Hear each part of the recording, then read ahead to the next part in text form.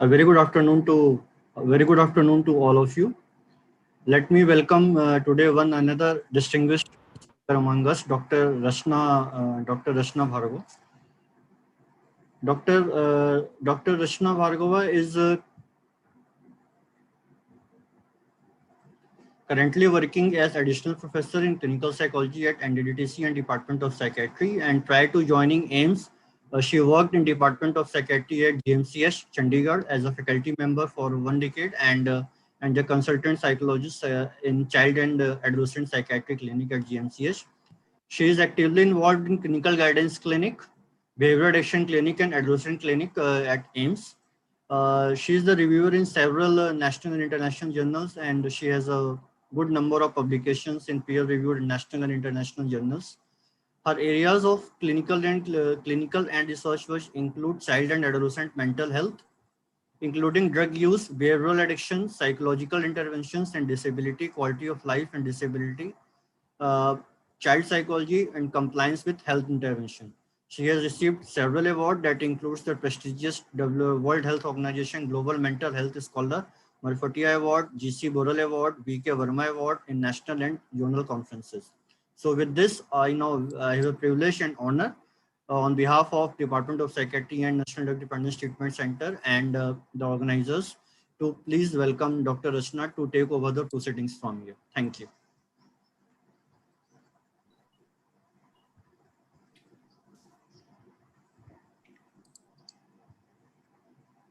Good afternoon, everyone.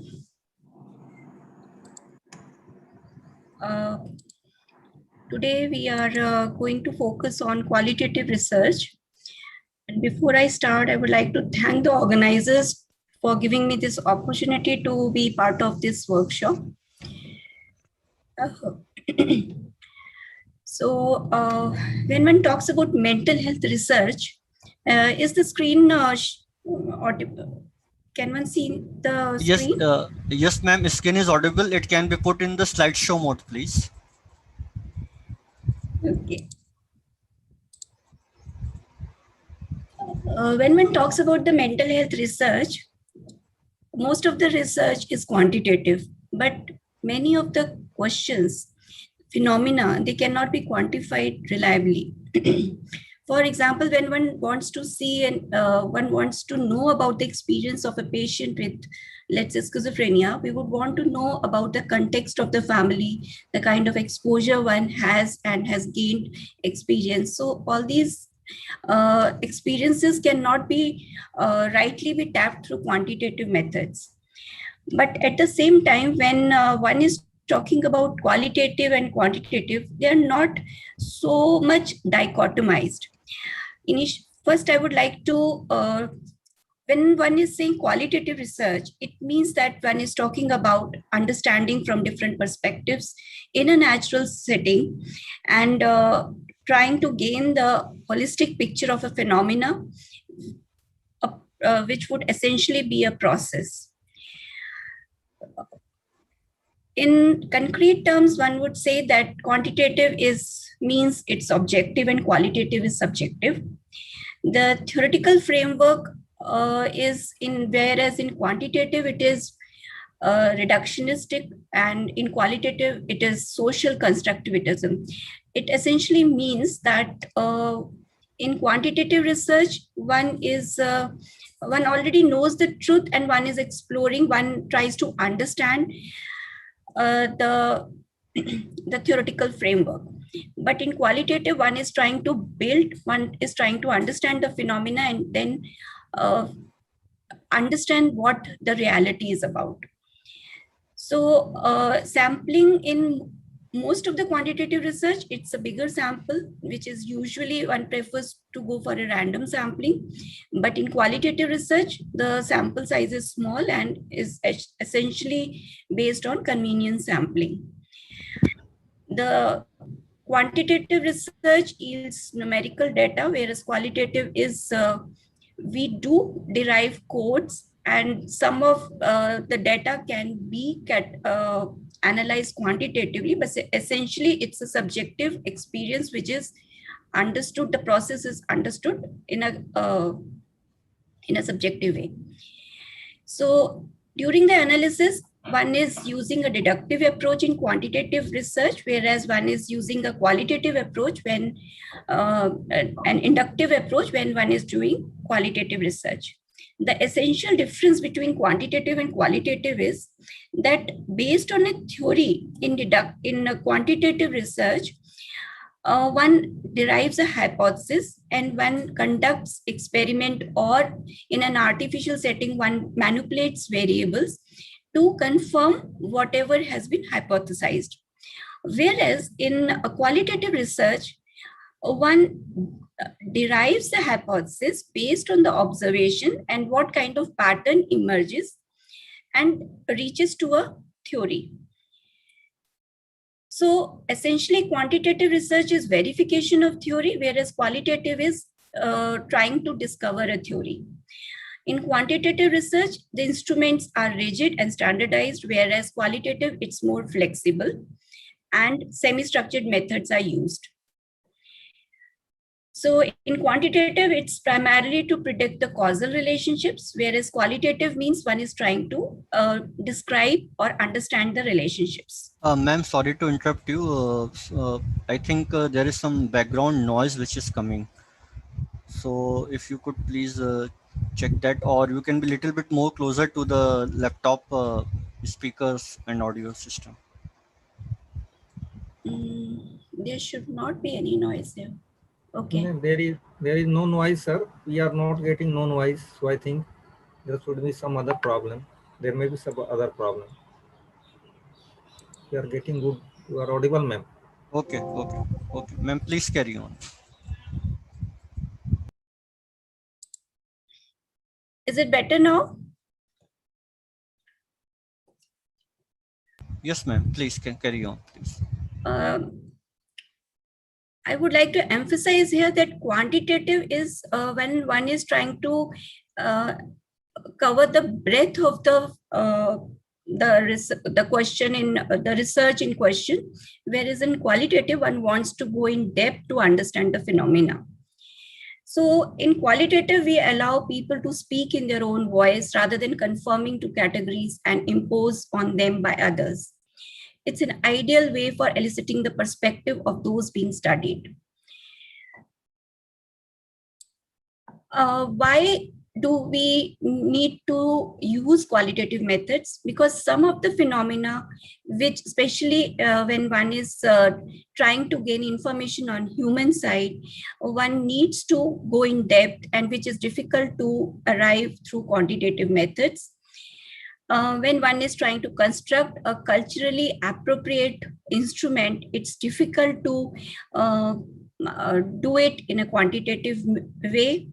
So when one needs to explore. So I have summarized it, the various ways that the various questions which arise when we think of qualitative methodology.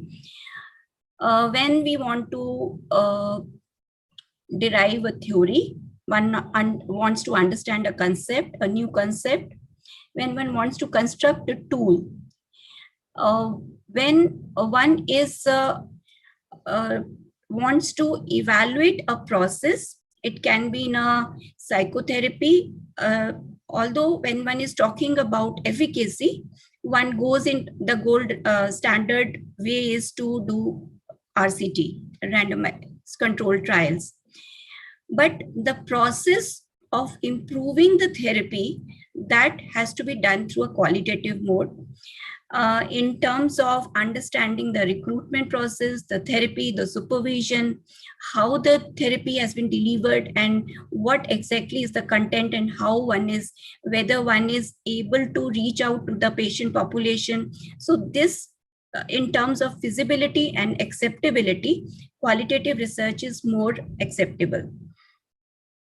When one is also trying to adapt the intervention in another culture, so again using the translation and implementation into a clinical practice, one would also use a qualitative way. There are various Ways of collecting the qualitative data. It can be through in-depth interview, focus group discussions, observations, or using a patient's diary, clinical notes, or blogs, or even the survey can also have open-ended questions, and the content would need a qualitative approach for analysis. So I would be focusing only on one of the technique, that is focus group discussion. I would be talking about what is a focus group discussion and how does one plan a focus group discussion. Later on, the coding and the analysis, the next two speakers would be highlighting on that. So focus group discussions are basically conducted in a group format with a well-defined target and a pre-selected topics, and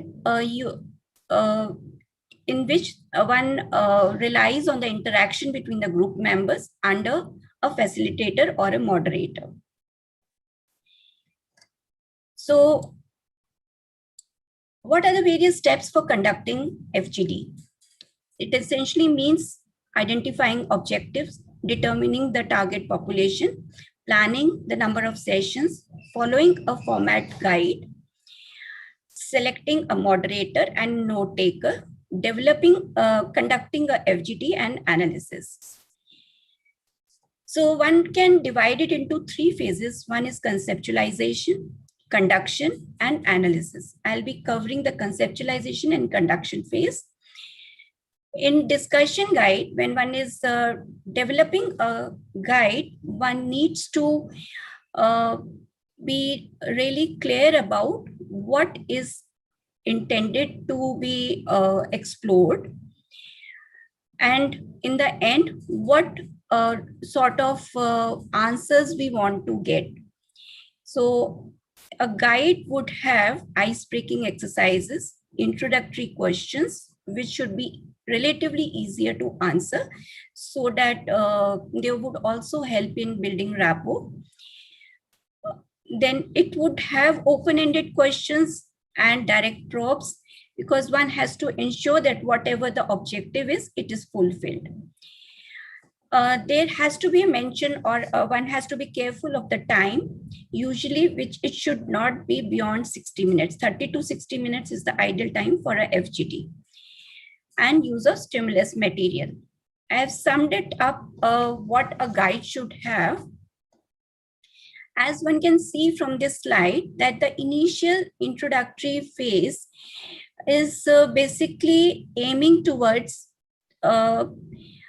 evoking thought processes of the participants and rapport building, which is essential to open the communication. The middle phase is focused towards getting the data, and the final stage is to bring the closure and also the feedback from the participants, which is very important to understand how they perceived the research question. So when one is planning a format guide, the preliminary decisions have to be made about the objective and also who would be the target participants. The content has to be looked into, which would mean that one goes through the review of literature regarding the area. Usually one tends to do FGDs when one is not having a adequate research in this area. So one wants to explore more. Yet the related research one needs to identify the domains, so that if they are not covered, one can, with the help of the probe questions, they can be covered. The questions have to be framed in beforehand, so that there is a clarity of each question. The content is clear and there are no biases. The open-ended questions are framed so that the responses are qualitative in nature and one can get in a subject, one can get the impressions of the participants. The question sequence is very important as one goes from a broader framework to the more specific questions. And then there is pre-test and the revision. The pilot testing is important because whatever the content, the question have been framed, it needs to be tested, that whatever the aim is, it's like the reliability when we do it in constructing a tool, that whatever the content is, that is what is understood by the participants. So one focuses on why is the study being conducted, what are the, like for example, I've taken an example of quality of life, which actually we had conducted several FGDs to identify the domains and facets in the Indian context. So what type of information are of particular importance? We were really interested in understanding that how the Indian population understands quality of life. This construct, like for example, we were interested in understanding quality of life, especially in context of people living with HIV. So the researchers and policymakers would have been interested in constructing a tool which can, through which they can enhance quality of life or understand the quality of life in people living with HIV.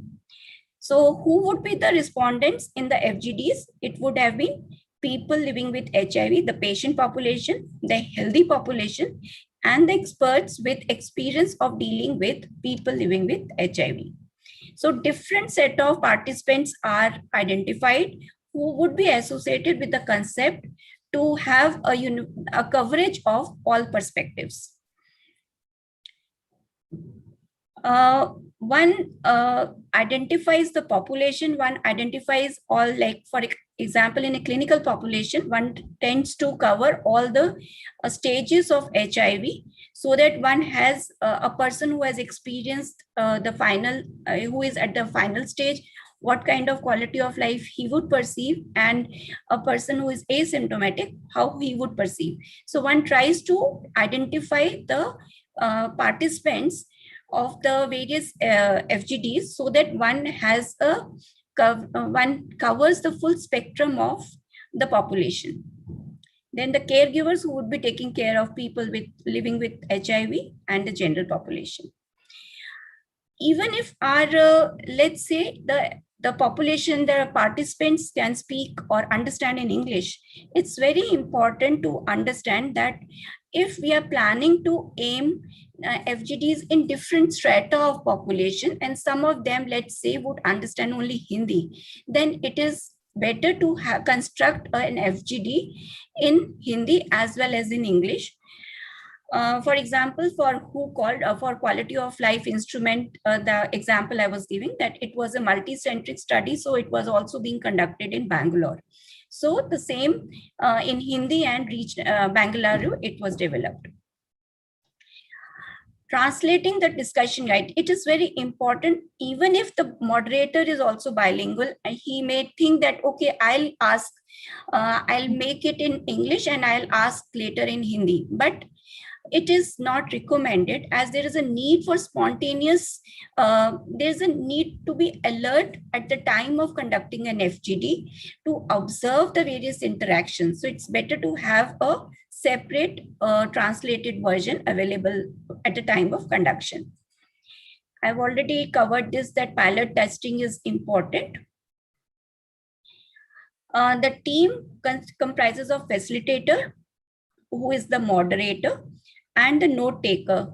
Even if one is videotaping the conversation, then also it's important that some points, some notes are being taken at the time of conduction of FGD. The participant should represent the diversity of the population about which one you want to learn.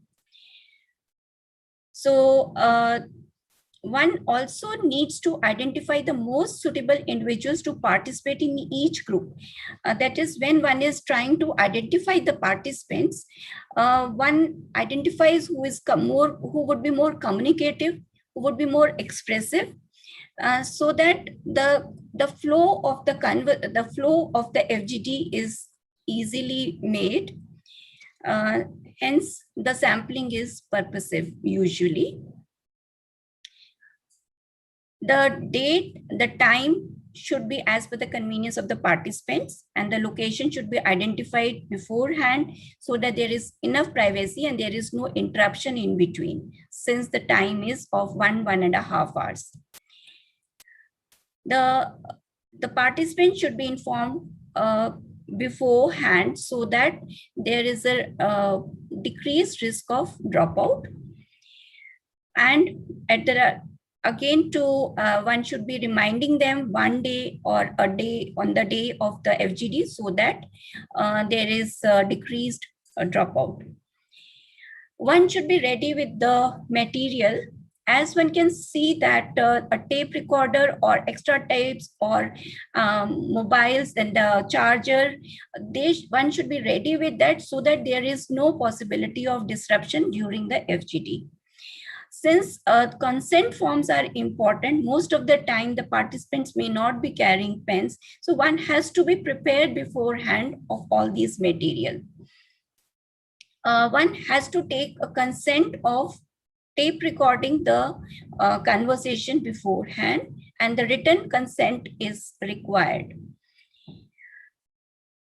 After explaining that the purpose of the FGT, and it should be voluntary.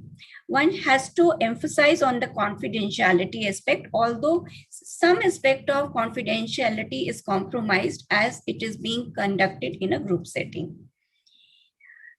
In the initial stage of the FGD, it is important to introduce oneself and the team member. The purpose of the study is explained and the outline of how the group will be conducted, that is the ground rules, should be mentioned before initiating the FGD proper. One also wants to initiate the conversation by asking all the participants to introduce themselves so that they familiarize with each other and are comfortable in interaction. It is important to emphasize here that one needs to, during the conversation, highlight that at this moment, even if it's an illiterate population, they are the experts, because we as a moderator, one is here to learn about what is their perception. So when one is expressing that they are whatever they communicate is very important, and one learns from this interaction, they would be more sincere in the participation. The ground rules need to be verbalized properly, that only one person talks at a time. This is very important. Otherwise, it would be later on when one is transcribing the videotapes, it is not very clear who is talking what. Confidentiality issue is also emphasized, that what is shared in the room stays in the room. It is important for us to hear everyone's ideas. So only one person should talk and one should wait for the turn. There is no right or wrong, so one can just express their opinions, which each one of experience would be important. The ground rules help to establish the group norms, and they should be displayed through the discussion and may be mentioned intermittently if one of the ground rule is seen as that it is being broken. It may also be a good idea to ask the participants if they want to add another rule. So one can divide the FGD into, let's say, 3 parts. One is the introduction, where one can have, in fact, a small game or introductory game to break the ice. And then one opens up with the general, after introduction, one opens with the general concept. Let's say, for example, one takes the quality of life. So one asks about what do they understand by it? Is there any other local term that they would be using to explain this term? How would they experience if they are ill, then how their life has been? So in general, it's a broad concept which is being introduced, and then one goes into the specific domains. and facets based on the literature. The ethic and the emic concepts both are covered. That means since we are interested in developing a cultural, the items which are culturally maybe different, or we also want to know which are culturally similar to other cultures. So ethic and emic concepts both are covered. And in the final stage, one tends to explore that if there are any other things which have been left out and what are their experiences. Here one can see that the moderator plays a very, very important role, because he is not only a researcher. भोजन से बड़ा कुछ नहीं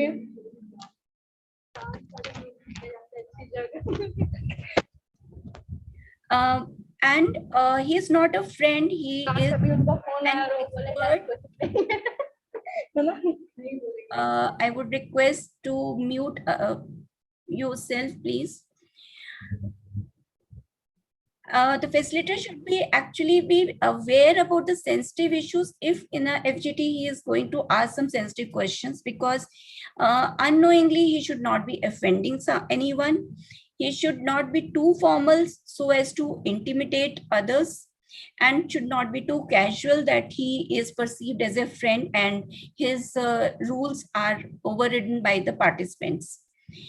So, and he has to be adequately skilled, because when to use probe, when to ask questions, that would be decided by the moderator depending on the responses that the participants are giving. So it would depend, the content or the success of the FGD finally depends on the skill of the moderator. Some of the techniques that have been recommended to make the conversation flow is repeat the question, which gives time to think, because maybe initially participants may not be too forthcoming with the responses. Then sometimes pause for the answer, or non-verbal cues are important to encourage a person who is non-assertive.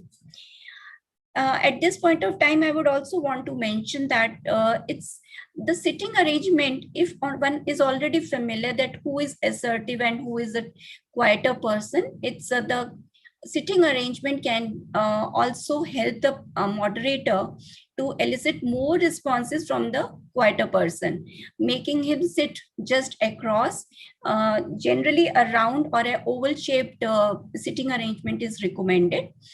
And a person who is too assertive may be made to sit on the side of the moderator, so that through non-verbal cues also he can just direct to maybe ask the participant to listen to other people, also give other people a chance also.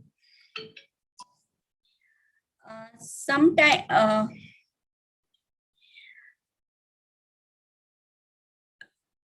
it's required to ask when, what, where, which, how questions to probe further. But whatever domains they are identified, they are already defined in the FGD guide.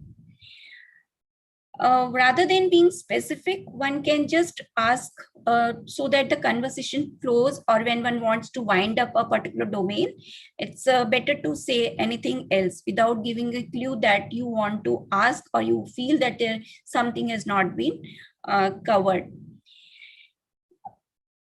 Some of the probes can be, please tell me about, and then one raises that issue. Could you explain more? Can you tell me something else about this particular issue? Let's say the physical aspect of life. So one may ask that maybe you could also explain about what kind of physical pain or what kind of physical illness did you experience? So depending on whatever the areas have been left out, the probes are made. So this I have already covered. The interaction can be in various mode in a group setting. One can see that some they're here in the first picture, one can see the moderator is dominating the discussion. Each question is being led by the moderator, whereas the interactive group, which is the ideal setting, it was initiated by the moderator, but later on it became an actual interactive. So in this kind of interactive group discussion, the moderator role is just to initiate one or two probe questions if in case some of the ideas have been left out. Here I want to emphasize upon the role of using a sociogram in the FGD. This can help us to identify the interaction patterns, and this is another example of sociogram being used in the setting.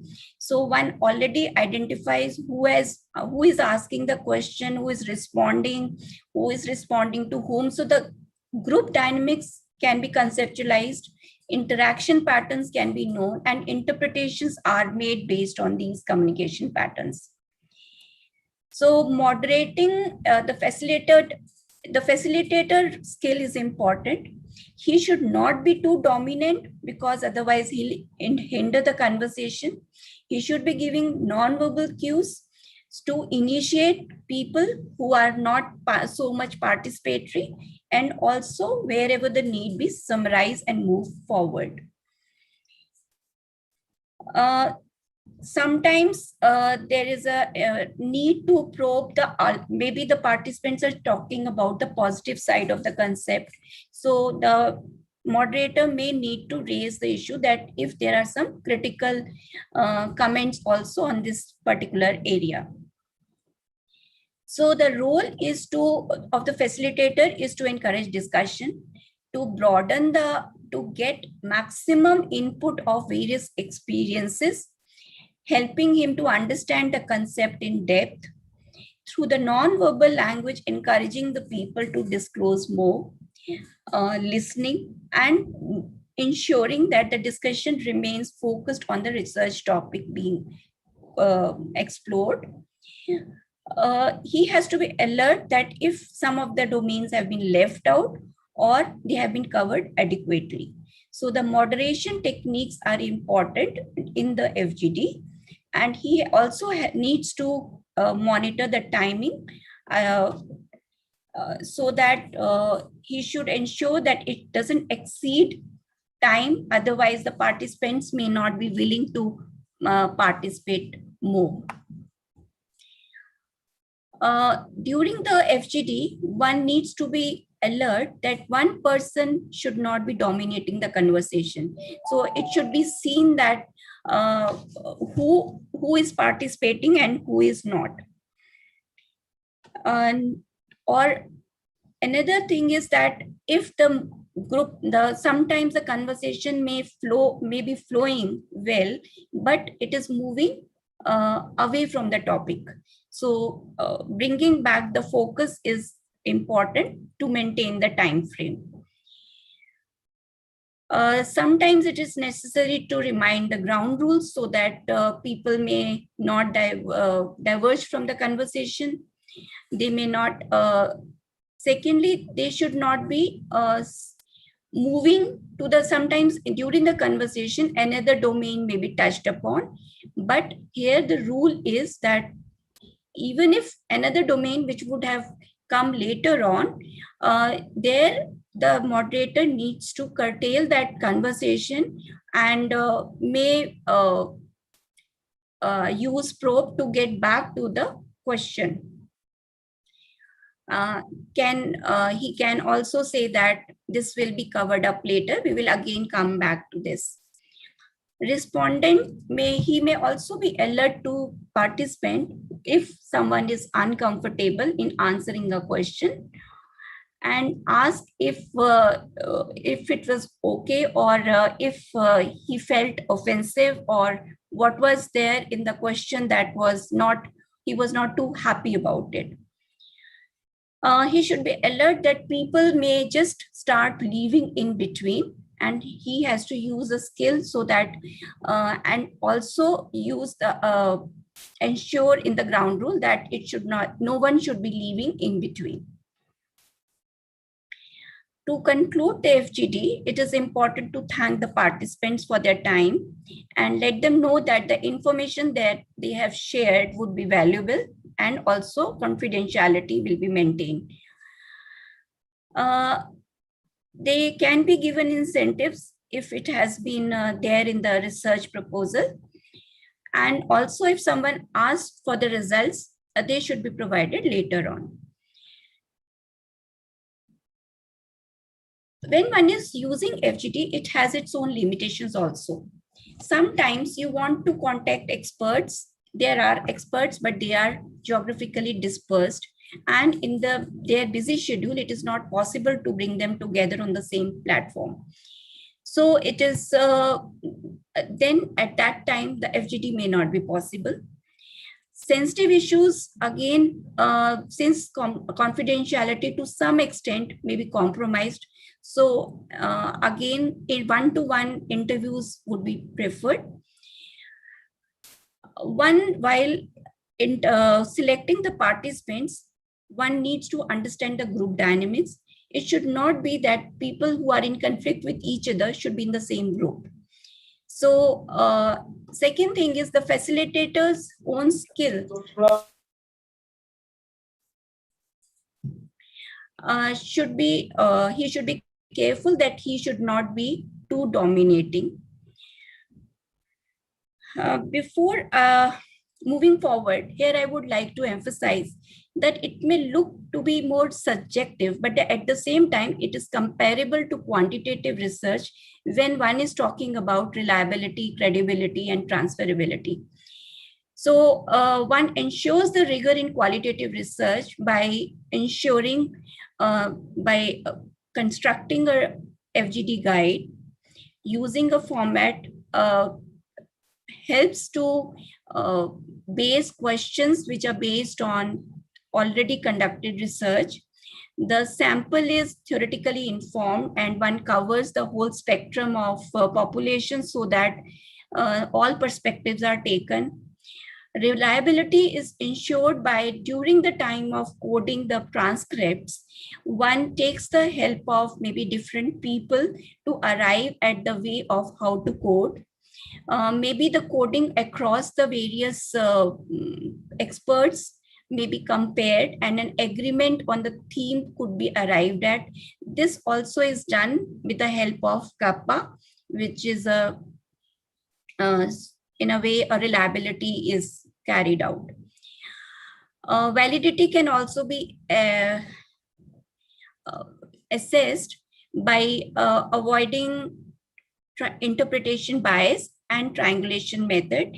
One is across the various experts or across the various content, one takes into cognizance the different themes that are emerging, and hence one can be more sure about the themes that finally one gets from the data. Another important thing is that in FGDs, we do not fix number of FGDs beforehand. Usually it is recommended to use saturation as the terminating point of number of FGDs. That is how if there is next FGD is decided, is not conducted if one finds that no new codes are evolving or no new themes are evolving and one has covered all the themes. During the FGD, it is also important that one identifies the non-confirmatory cases and also their perceptions. So one is actually able to do some form of, one can bring some form of rigor to the qualitative research. FGDs have its own problems also. I'll just highlight them. Counting in FGDs, since there are a number of participants, a person in group may become invested in pointing out logic of argument again and again. And the point may increase in frequency, but may remain in a minor point. in FGD, we have a limited insight into person's background. So as a result, body language interpretation is limited. In FGDs, the conversations are more spontaneous or informal, and inconsistencies may increase. Sometimes participant may change their mind, switching from, let's say, agreement to disagreement. So to summarize, I would say that during a planning of FGD, one needs to think beforehand, not only the research question, but also how to go about conducting the questions so that one is able to derive to a particular, one is able to cover the whole spectrum of the area. So the questions have to be properly made, hence pilot testing is important. The audio taping is recommended so that one doesn't miss out the conversation. There are various forms of data. When one arrives from the, one transcribes, then there is a question of, should I get it done? Should I do the whole audio transcribed or only part of it, or just listen the audio and make the points, or whatever I remember, I'll just summarize it. Definitely transcribing the full tape recording, the full, it's better to transcribe it fully so that one doesn't miss the content as well as the quality of the conversation. Because sometimes whatever is, some of the conversation may not be seem to be useful when one is conducting the FGD, but during the analysis, it may turn out to be more useful. So in this way, one can bring rigor to the data when one codes the data. So one usually mentions the body movement, the language, the oral communication, and identify the speaker side by side. It is better to transcribe by the person who is actually carrying out the research rather than the third party, because the third party may miss out some of the important cues. During the data interpretation, during when the conversation is being transcribed, it's important to hear all the details so that one is able to take out all the verbal and the non-verbal cues. The codes have to be identified. After listening to the tapes, one gets an idea about which of the themes are emerging. But here I would like to focus on that when one is arriving at the coding stage, one has to be very clear which theoretical framework I would be using for analysis, because based on the analysis, the type of coding is made. So with this, I would like to conclude. There are different methods of analysis, which in the next two speakers will be taking up. Before we go on to the next speaker, I think we can, if there are any questions, we can take those questions. Yes, ma'am, there are a couple of questions.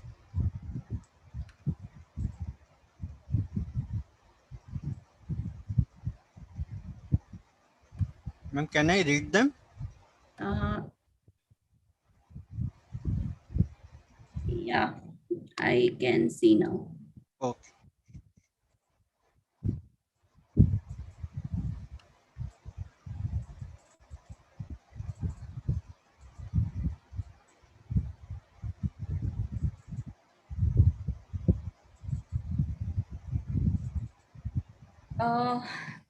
First is how to handle confidentiality issues in FGD, as in this example. Yes.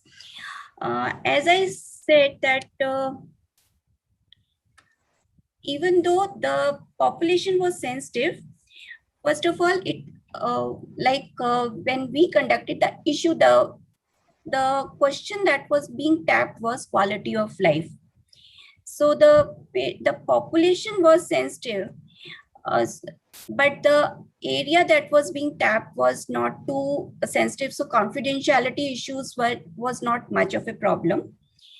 Second thing is that homogeneity of the group was taken care of.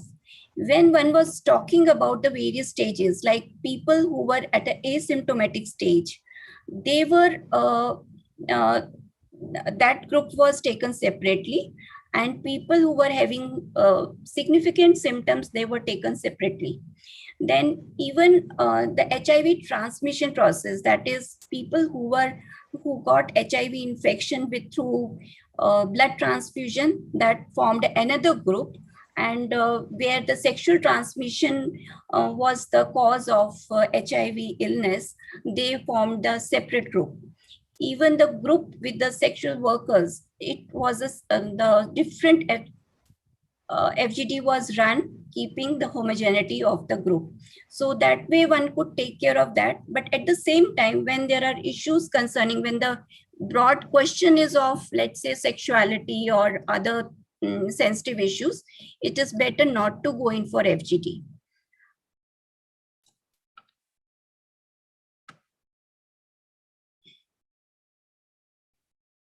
As I said, okay, sitting arrangement. When you have an assertive person, then it is advisable that the assertive person is sitting side.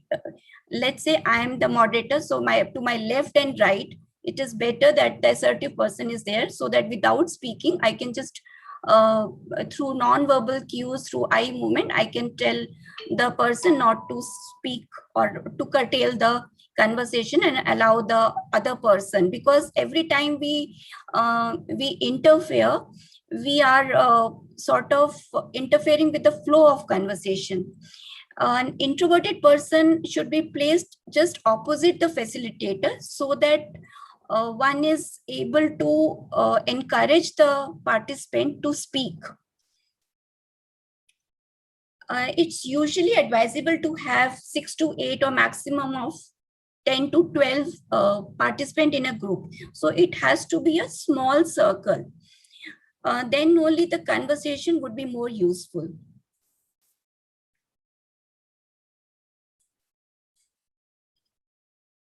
Okay. Reliability in FGD. One way of ensuring reliability is when the FGD is taken place, then the kind of codes that you derive, like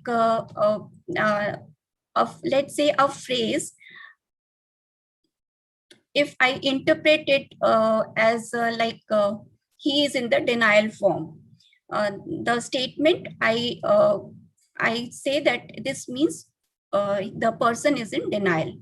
So the another person who is rating the same statement, he doesn't agree with the denials. So one can have 2 to 3 experts who give coding to the statements. So if there is a agreement on those codes, that is one way. Second is you predefine the codes that, okay, if this kind of statement comes, then this would be the coding. So it can be either statistically derived, you can calculate the kappa, or you can pre-decide that what would be the coding.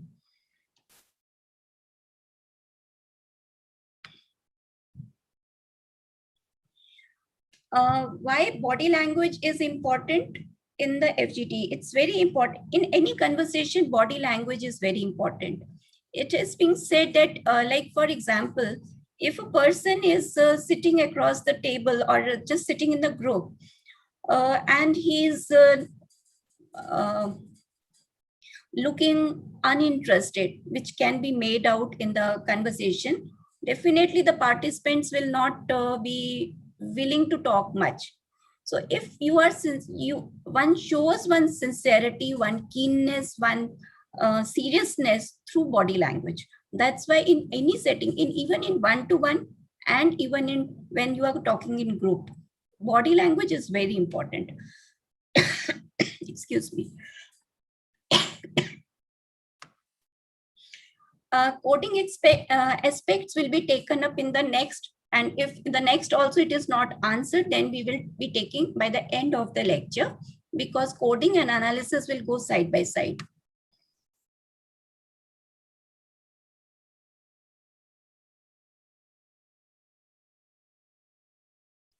Okay.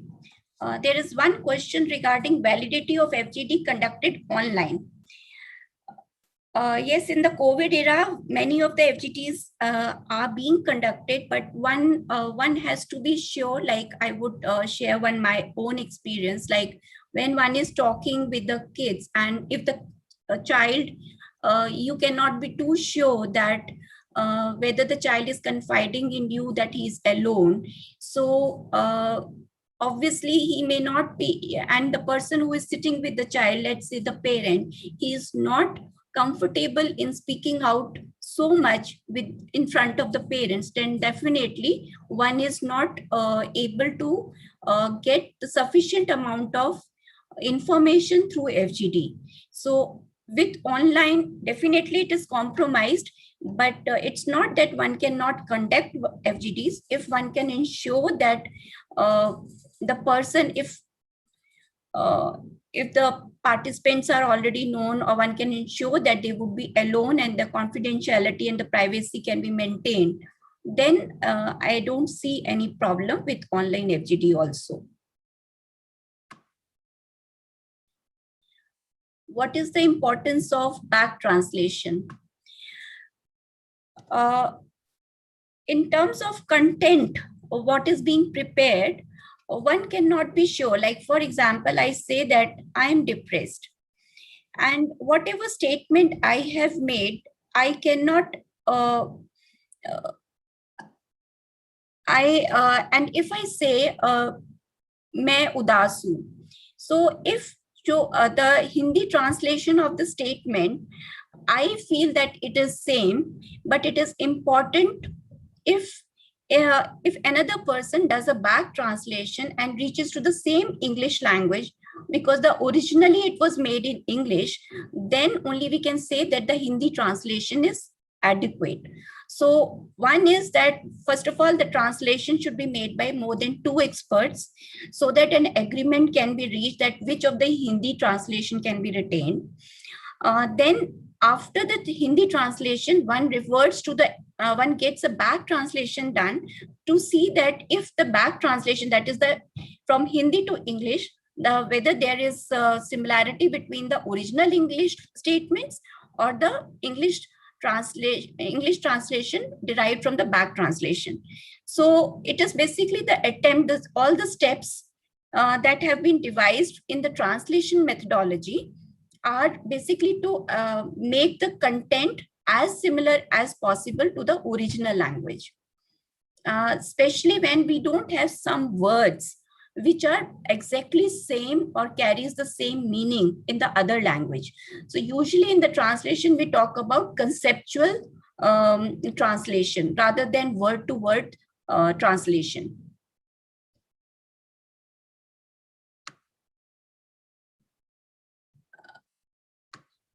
Okay. I will first of all just see all the questions, and then I'll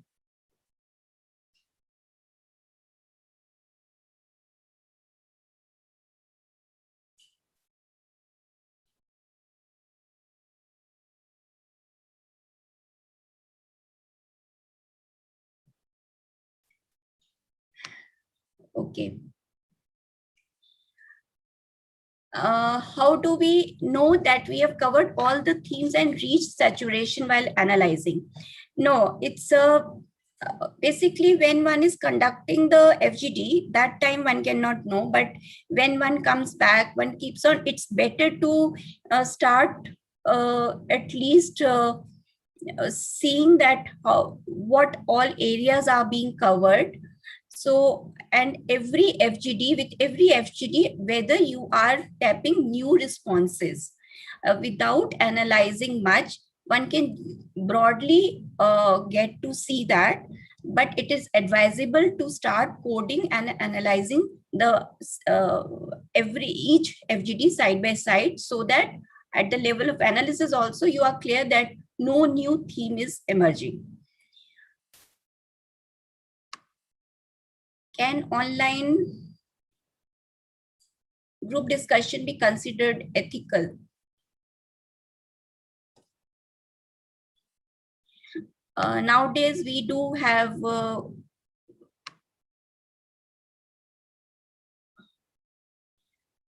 I don't think it's unethical, but obviously it should not be the first preferred way of conducting FGD.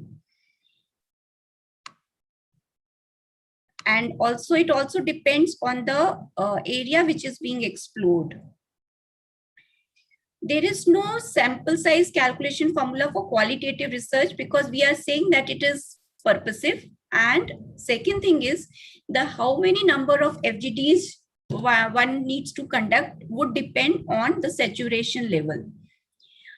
Most and the area which is being tapped. Because if you want to, let's say you are doing research, or the research question involves the kind of experts which are not available, so you are limited by that. So obviously you have to see the reality and what are the practical issues and then decide. Sometimes all the participants do not participate, so we do not exclude them. There the skill of the moderator comes, that you have to elicit responses. Sometimes there is a need to ask specifically, let's say ABC, you say that, okay, you have not, let me, would you like to comment on this? So you encourage the person to speak, and with a tone where it is encouraging, and gradually he is made comfortable so that he is able to speak. Some people do take some time to warm up, and as a psychologist, as a mental health professional, I think we are equipped to maybe make them comfortable enough to elicit responses. We definitely do not exclude them, but while selecting the participants, we do take care whom we are selecting. We do get an idea that, okay, whether he would be verbose or not, or at least he would be comfortable in sitting and speaking. Grounded theory will be covered in the next, Nikita will be covering that. So we'll come back to that again. I have not covered the analysis part.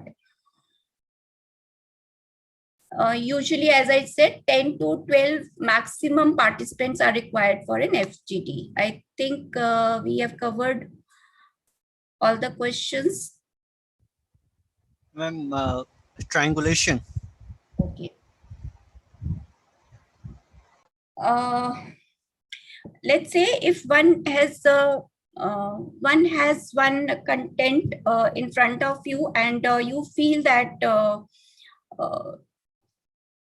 you have one transcript with you, and there are derived from FGD, but some of the areas have not been covered. So you can take help of, let's say, already published some case vignettes, or you can have clinical records, and then you can take the content together, code them, and then analyze. So this is in a way a triangulation. You are covering all the areas with the help of different material.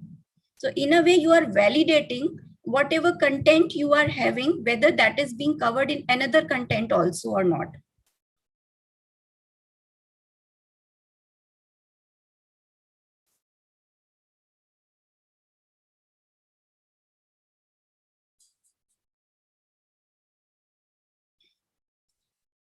So I think with this we can conclude. We can again come back to this discussion in the end also, since some of the analysis and coding would be covered after the analysis have been discussed through software as well as through the manual coding. So with this, I conclude the FGD discussion. And here I would like to introduce that we have experts from numerical analytics who would be talking about NYVO software through which we can actually use qualitative, we can do qualitative analysis. So I would request the expert from the, I can see Vasantaleen here. Yeah, thank you. Thank you, Dr. Rachna Bhargava. Thank you. Thank you for having us. And I'll just share my screen.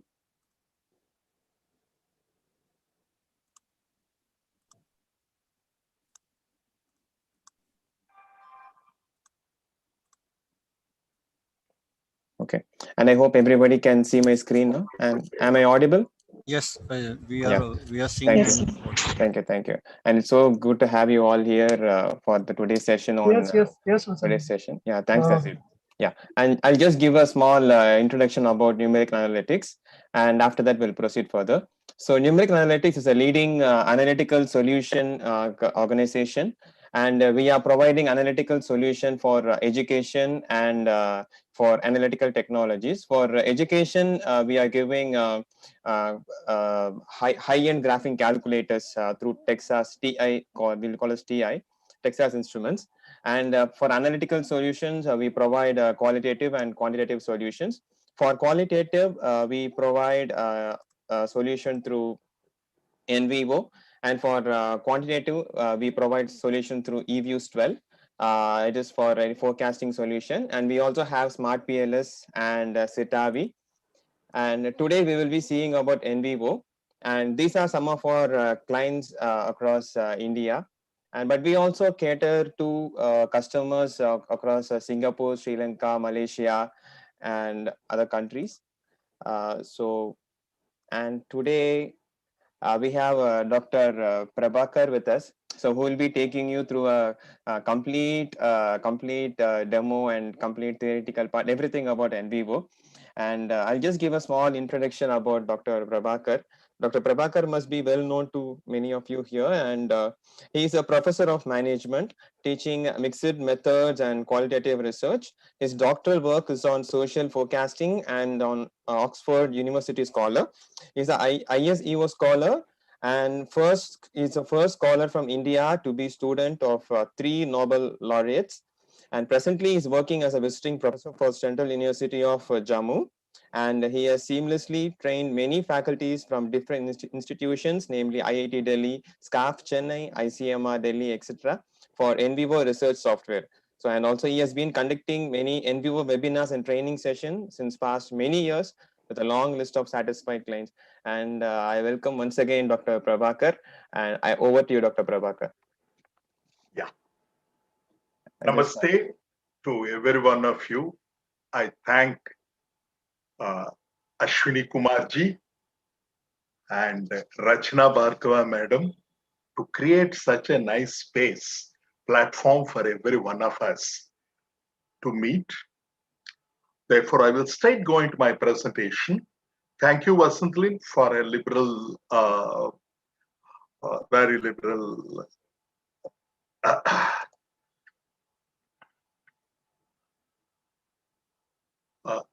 now, I think my screen is visible to everyone.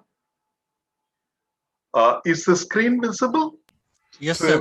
Yes, sir. Yes, sir. Yeah, please. Now, I just go to, this lecture is dedicated to doctors, nursing staff, the hygiene workers, police. And as a gratitude to all the doctors who are here, I'll be charging no fees for answering all your questions. It is a very small gratitude. Therefore, if you find it useful, then definitely I'll be happy to offer my little service. Sir, sorry to bother you. We are not able to see the screen.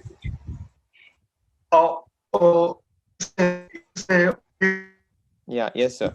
Not is visible. Yes, sir. Thank you. It is visible? Yeah. Yes.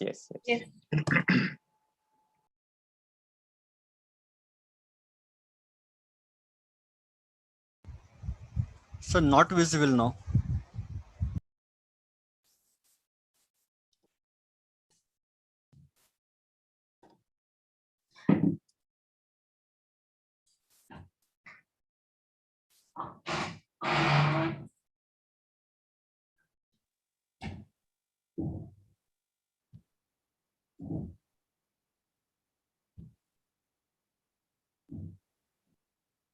Just kindly wait. I think he'll be reconnecting. I think he got disconnected. Maybe some network issue. Yeah, no issue. No issue. Let's just wait a moment. Yeah. Yeah, thank you. Thank you.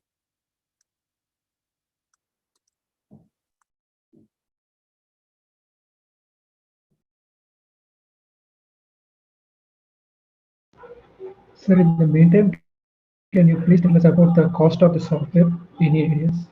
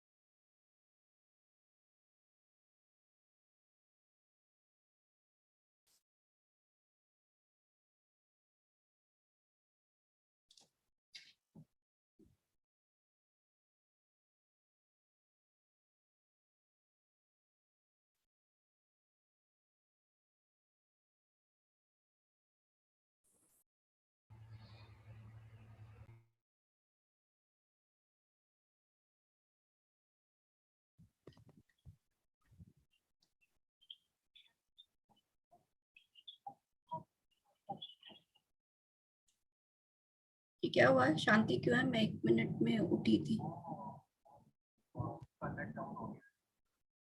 ओहो, मैं उससे पूछूं, नहीं तो निकिता को शुरू करा देते हैं।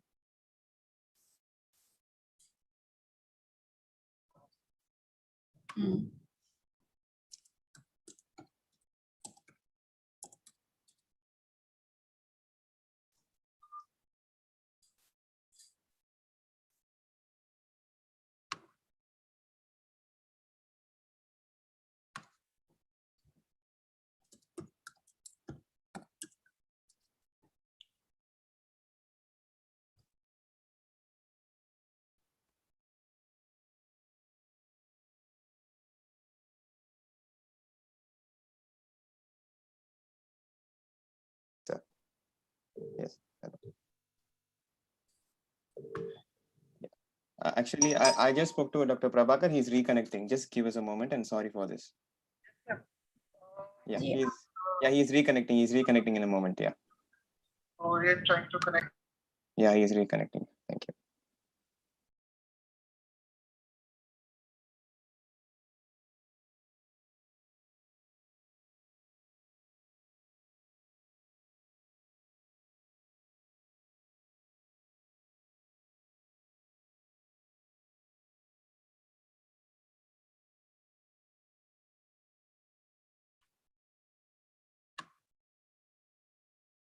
Mr. Vasantlin, agar if in case he is not able to contact, then maybe we can start with our next speaker and he can join later then.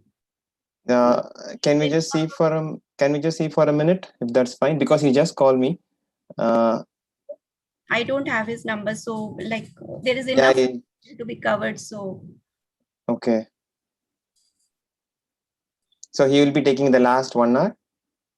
Yeah, in case he is not able to like his net connectivity remains poor. Okay, I'll just talk to him. Yeah.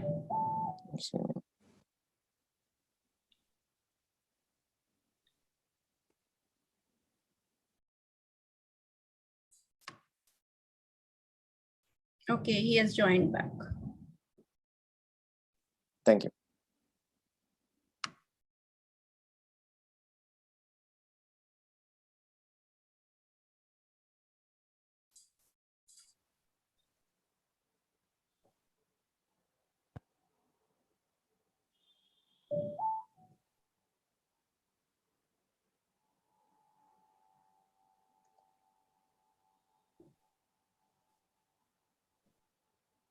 I'm extremely sorry.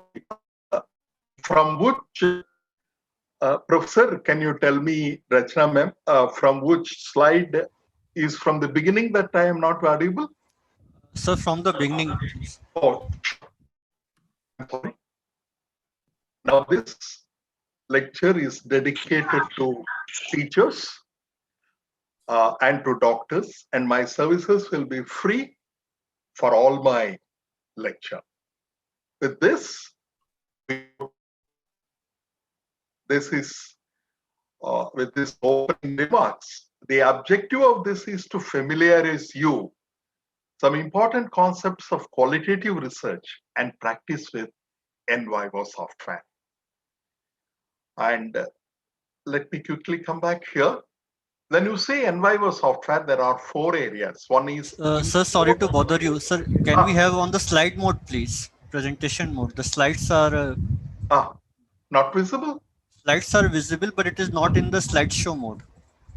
Oh, I'm extremely sorry. In my hurry, yeah, I'll put it in the slideshow. Yeah, just a minute. I'll put it in the slideshow mode.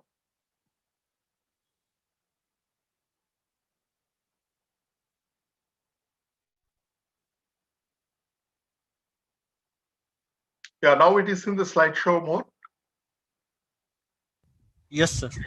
Yeah, I'm sorry for the technical glitch. Now in NVivo, you import the data. For example, whatever literature review you have collected, you are going to write an articles. All these things will be imported. You will all be keeping it at one place, which we are going to practice now. And we organize them. We keep them into organization, explore, and centralize, because you will be giving the data. You'll be giving the data to different people in order to know whether you are in the right direction or not. Now, let me go to the next area. It is not possible to edit here in NVivo. In NVivo, once you import, it will accept as it is. Therefore, some of the files it require, for example, we had a fantastic discussion on focus group interviews, and in that, how to transcribe and then put it in a Word file, there is a separate methodology, which I will spend it for you in little time. Therefore, you have cases, you have explorations, then you have centralization. This is how you will find all. Let me give you the most important aspect of our entire research is in qualitative research, we think the world, every person has his own world. While in quantitative research, we always think that there is only one world and we have to explore that one world. But in qualitative research, there are different worlds, and you have to find some kind of a pattern, but not commonality. For example, the person facing COVID, there is an extraordinary research being done by researchers, 1 million deaths. And that particular thing was basis for many researchers. And we have the researchers in India, this is by Prabhat Jha madam. She has done extraordinary research by doing verbal autopsy.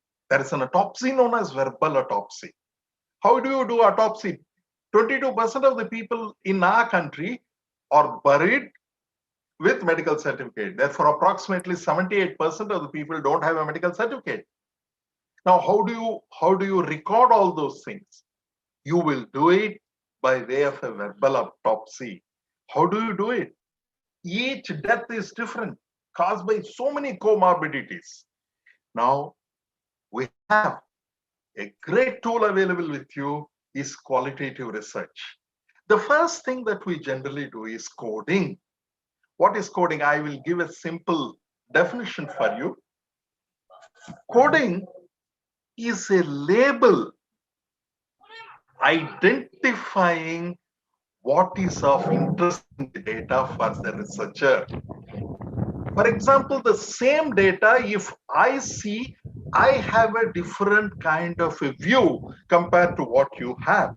Therefore, how do you see the data is totally different from how do you say the data is very different from how others see. Therefore, that is the reason a researcher have to create a very clear path and what exactly she is trying to find out.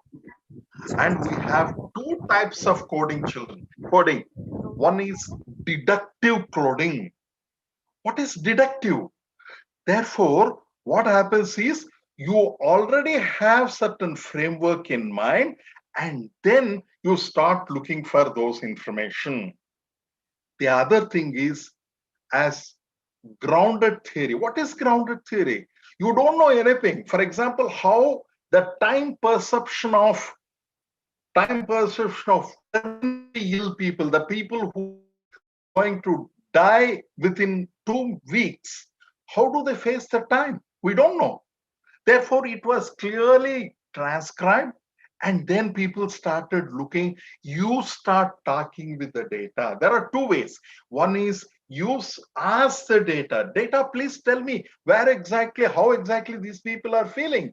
This is what we call it as grounded theory. Therefore, there is a deductive theory, grounded theory, or emergent coding, where data speaks to you, or framework analysis are structured where based on your structure, you start seeing various things. The best approach is doing both.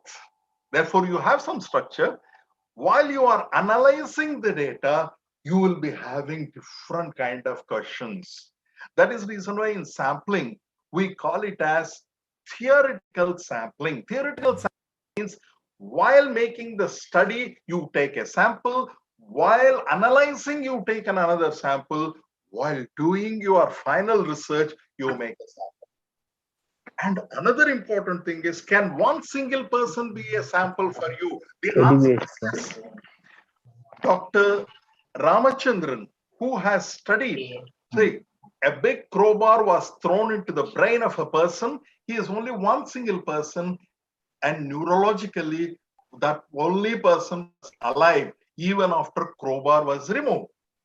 Therefore, one single person can definitely be a cancel. okay. Therefore, next one is patient need information अच्छा दीजिए. now there are 6 ways to code. The first one is similarity, differences. I think someone can mute their audio so that we don't get disturbed. I'm sorry. I wanted to tell you that. There are 6 ways to code: similarity, differences, frequency, sequence, correspondence, and causation. If two things are similar, what you do is everybody is using the same word. This we will call it as similarity. One single person says that I died because, my relative died because of this reason. This is the only one person has said, then you will also take it as a code. Therefore, how frequently this happens, this also is taken as a code. And if there is an order in what they are talking, this is known as sequence. And correspondence, they happen relative to the activities or events. And causation. Causation is in another way, cause and effect relationships. Also, you can see these are 6 ways of codes. I will send you a book by Saldhana. He has given 34 different ways of coding. Anyhow, once you see your entire data, you start coding. In fact, manually, how do we do it is you take the transcript and you start highlighting those things by different color. And you try to put each one of them in a bucket. This bucket is known as a code. And this code, you will name it. For example, there is a study, the study I have sent you is acupuncturist versus doctors. For example, if you are studying some of the Ayurvedic doctors trying to talk about us, talk about allopathic medicine. That research, what has been done, you will definitely see, will have a lot of reference. You will see that they have some attitude. And what attitude they have got, we will see little later with a simple example. Now, let me give you an understanding of coding is label identifying what is the interest for the data for the researcher. Therefore, you have two types of coding. One is you have everything written. You say, this is what I am looking at the data. That is framework analysis. On the other hand, you ask the data. I don't know anything. I would like to know how people spend their time on netbeds and all those things. This we call it as grounded theory. Now, slowly, theme is a common recurring pattern across data sets. Therefore, Dr. Prabhakar, I'm sorry to interrupt. We have a presentation next on grounded theory. So no, that I'm not teaching grounded theory, Professor, please. Yeah.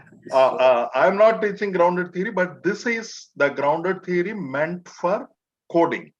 Therefore, coding, you totally have a different kind of grounded theory. Everything is different. I'm not repeating anything what they are going to teach. What I am teaching is totally different. It is coding, not on grounded theory. Therefore, I'm teaching only two methods of coding. Actually, let me give you a kind of a feel. Now, what happens is, for example, if an Ayurvedic doctor is giving you a prescription, and if an allopathic, he will not like to refer to the allopathic doctor because there is a fear of rejection. Therefore, the researcher is looking at them, they constantly have some kind of a feeling. Therefore, there is a fear of rejection. Fear of rejection is a code that he has already created and he is looking for it. Therefore, how do you define it? Demonstrating anxiety about being cut off and demeaned or isolated. Fear of experiencing hurt, pain, or embarrassment due to others' actions or the words. This is exactly the definition. You have to do a code label, definition, and describe it. How do you describe it? Perception of each other based on beliefs or self-help doubts, unfounded opinion, rushing to an opinion without reason. Therefore, what happens is you describe and try to find out. If you see in the last column, you can see that it is like some shame based on, if an Ayurvedic doctor or an acupuncturist gives a prescription, probably an allopathic doctor may not like it, or his method of thinking is totally different. Therefore, there is a fear of rejection and there is a fear of inferiority. Many of those doctors, they do not go by a rigorous training, probably some, but not all. Therefore, there is a feeling of inferiority. The next one is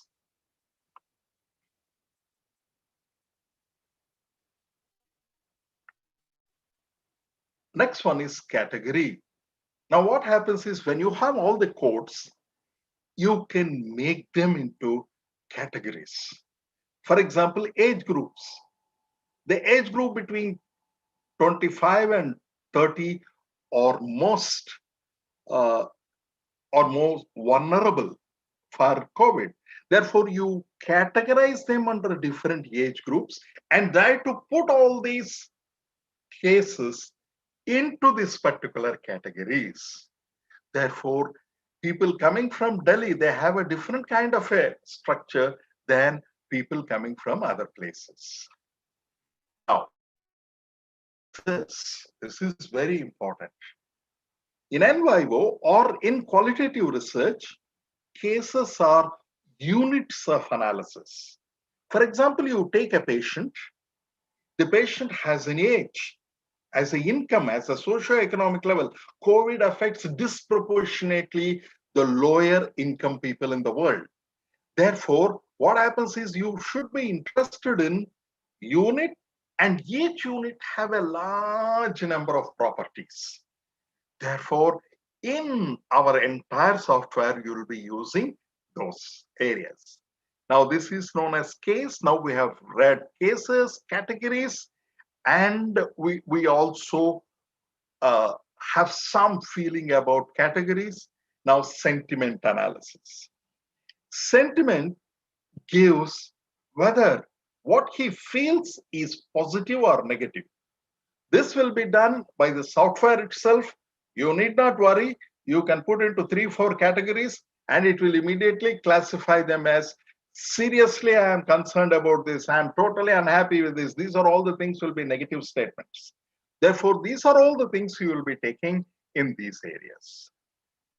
Now, relationships. If you are doing literature review, all of you will be doing literature review, all of you are practicing researchers.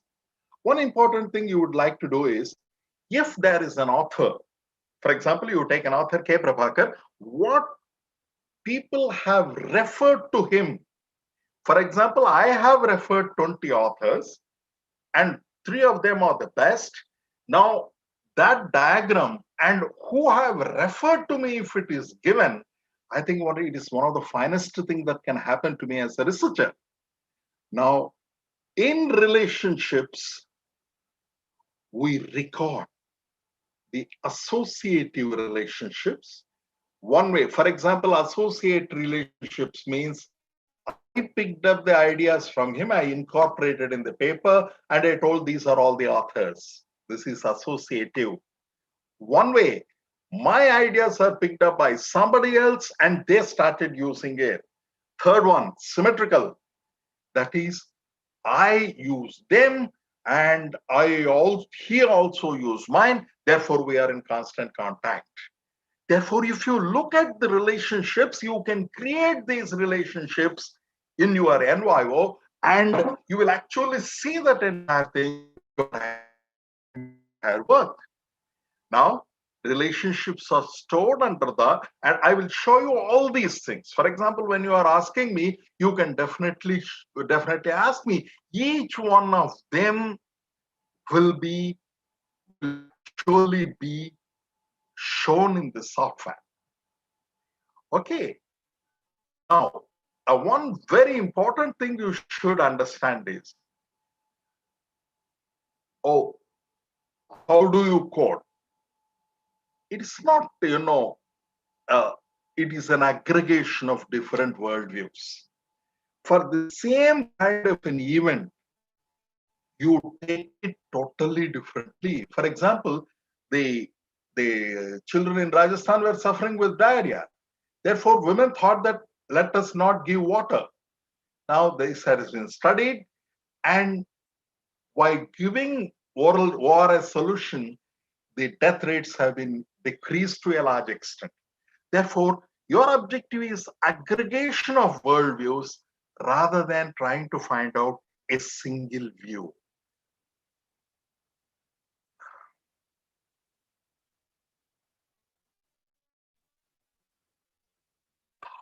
Well, understanding of that, this is how you will do all your research: initial coding, research literature, then application of initial codes, labeling the codes, templates, which I will teach you, and course and recommendations.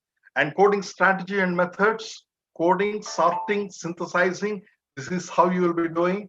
Some of the advanced areas, there are only 2 things you would like to study: ontology and epistemology. Don't worry about these words. These words to make you fearful. Ontology is just how people relate to realities. Epistemology is how they are understanding the things. Therefore, 2 things: how people are understanding the world, how people are understanding the phenomena of interest. Therefore, these are all from Saldana. I will go through that. And this is how you if you actually look at the text search survey, you can see which I will show it you how it will come. Now in the research, you would like to know what words, 5 most important words they use before COVID and 5 words that they use after COVID. Therefore, you will see it here. And how do you like your reports? And this is what I'm like. I would like to stop here, and I would like to back to you, and I will hope questions. I will go through the questions as we are going. Then I will definitely be able to understand. Yeah. Voice breaking. I'm sorry. Voice is now. Is it okay? Max Quada, it is different from Max Quada, and other software are also equally good.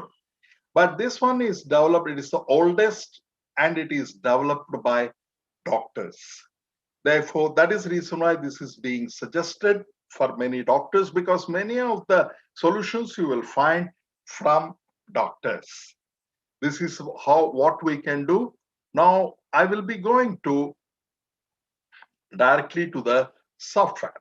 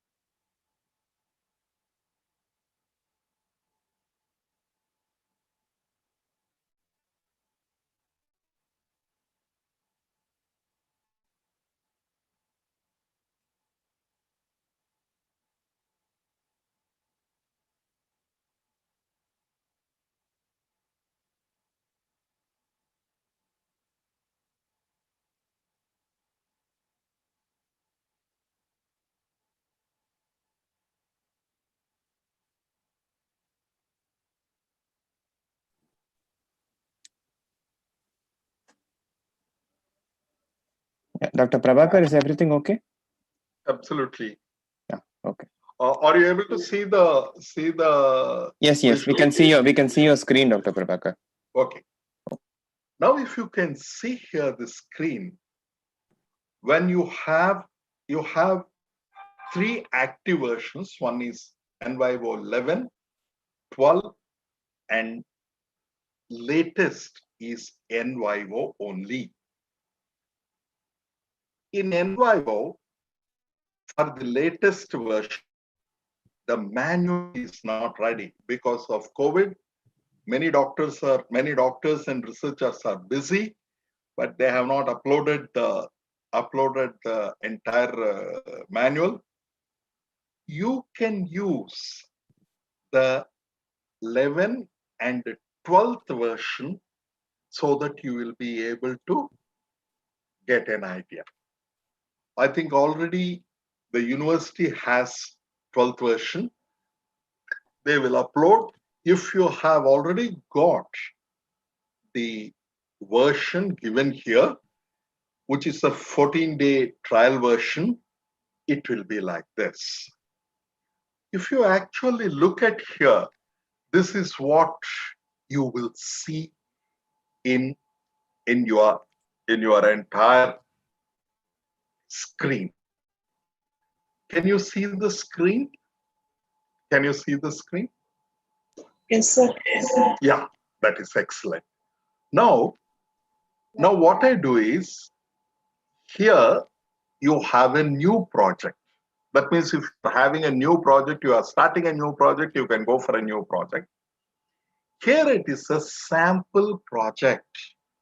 This project has been used from 2009, and all the functionality of the software you can explain with this sample project. And there is another sample project which provides you, if you go through that, for example, I can only spend time up to 1.5 hours. But after that, when you are started working, you start getting more ideas. Now there are more sample projects. Now, one of the most difficult thing in qualitative research and or even in teaching NYVO is you have an individual view. You and your supervisor, you have an individual view. And you cannot have something like Microsoft Windows, everybody can put it and then learn it. It's not so. Therefore, you have to have a different kind of a mindset while doing qualitative research because you want to have varied differences. 1 million people died across 10 years in our country, and many of them are in different buckets. How do we do that? Now, this you can do by way of using NYVO. In fact, NYVO has been used at later stages in the $1 million death case. Let me give you some idea. Now, this is a literature review of virtual reality and health. Let me just click on that. One thing you should remember is NYVO. It encompasses many things. Therefore, it picks up data from different areas. Therefore, when you open it, please wait for at least 10 minutes for it to get all these things ready. It takes a lot of time because the networks are slow in our country. You will find it difficult. Even today, now you can see that my line is not so good.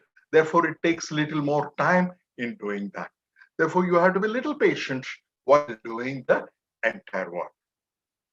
Now, I will just spend time with you on data. Now, what happens is the data can be anything. For example, empirical articles. This is created by you. Let me just click on that to know the file classification.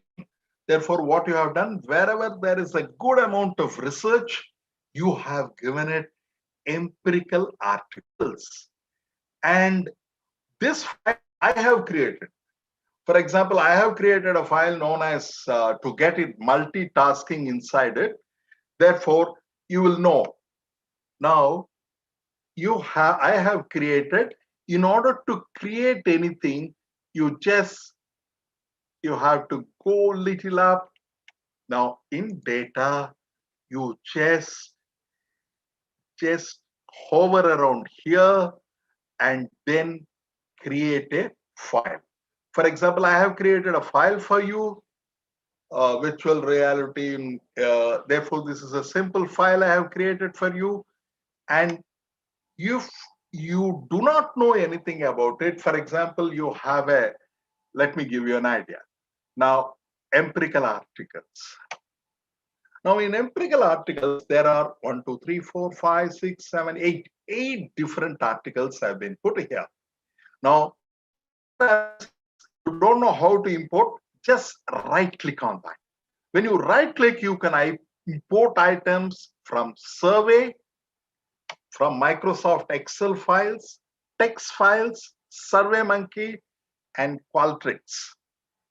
Now, you can import from Citavi, EndNote, Mendeley, ReferenceWorks, Zotero, Evernote, and OneNote. And you can import documents and audios. And audio and video will automatically transcribe. You will be able to get a complete transcription. But the transcription will not be available if the English is spoken different from the standard American and British language. Now, you can sort them, list view by name, and you can do everything over here. You can import item. I don't think so that anybody will be interested. You just click here. You can immediately import any item that you would like a video file, audio file, any of these areas.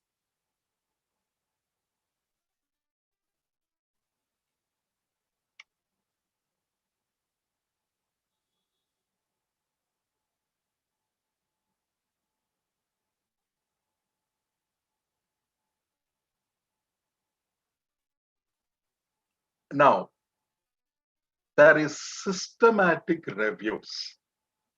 You have created a file known as systematic review. Now, you can create video articles. You can download videos directly here, and almost all YouTube videos are already transcribed, which you can get the entire thing.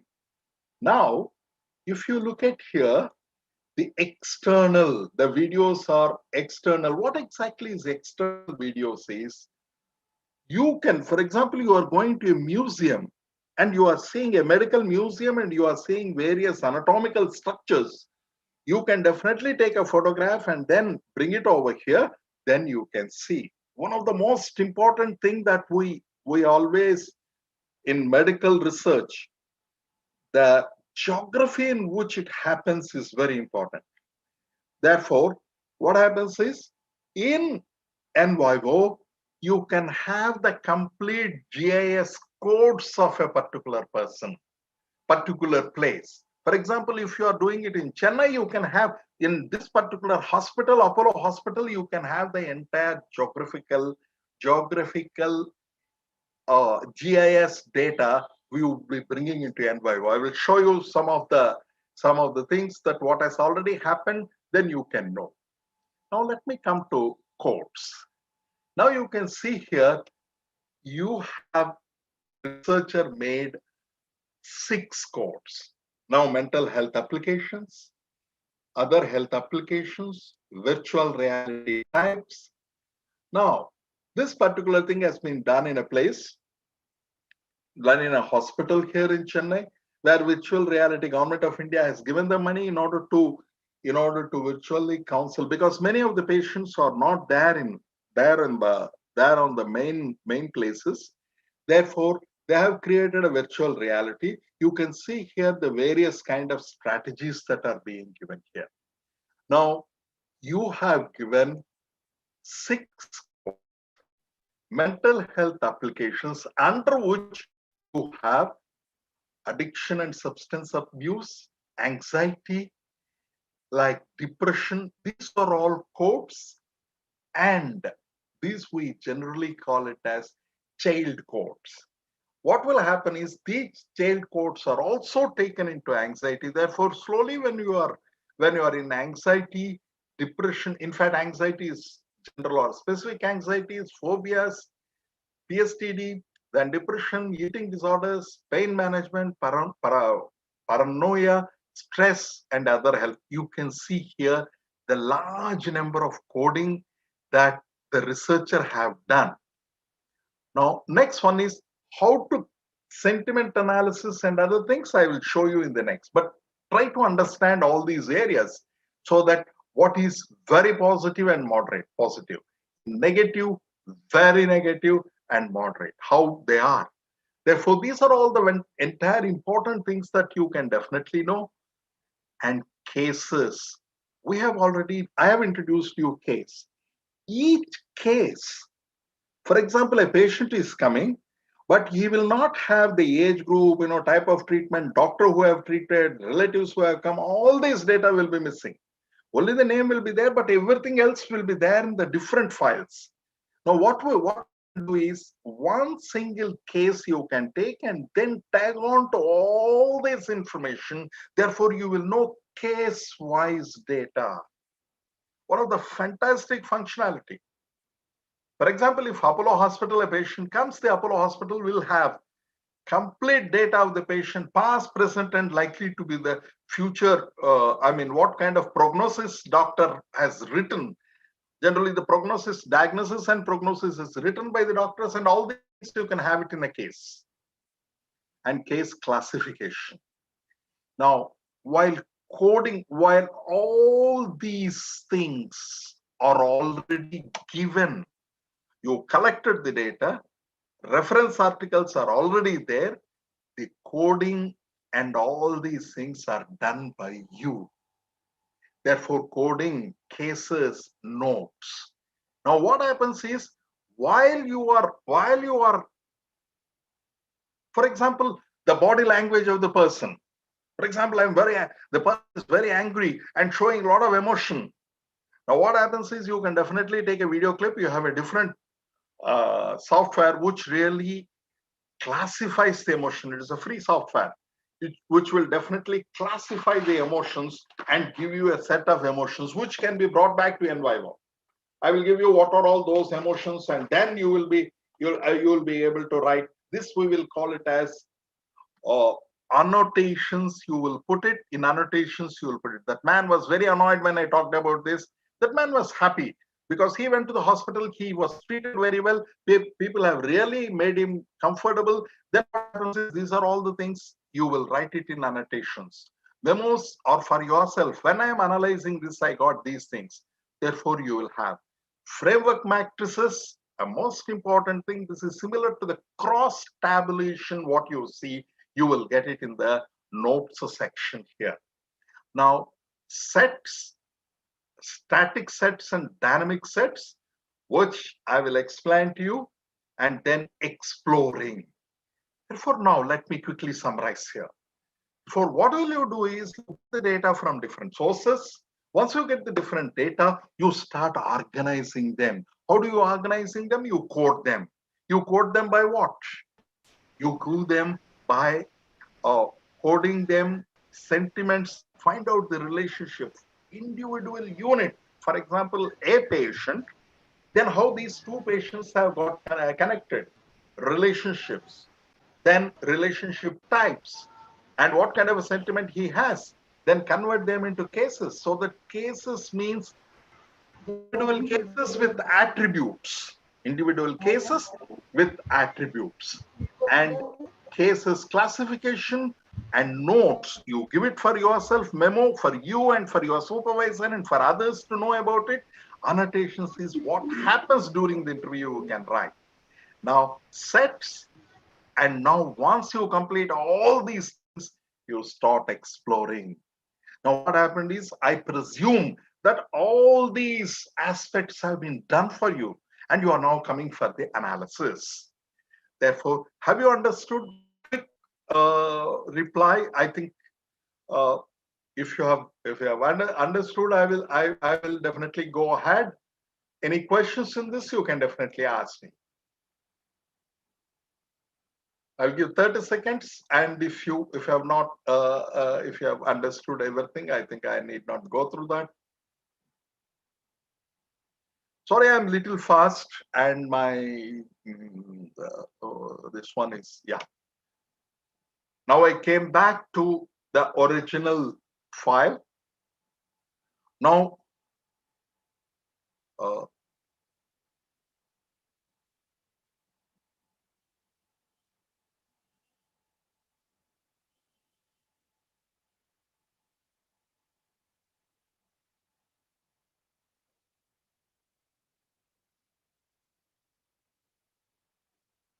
any questions before I open the NYVO and do analysis for another 15 minutes?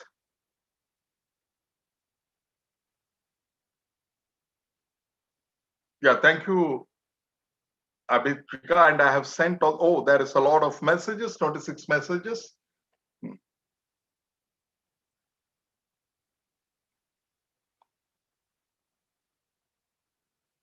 Yeah.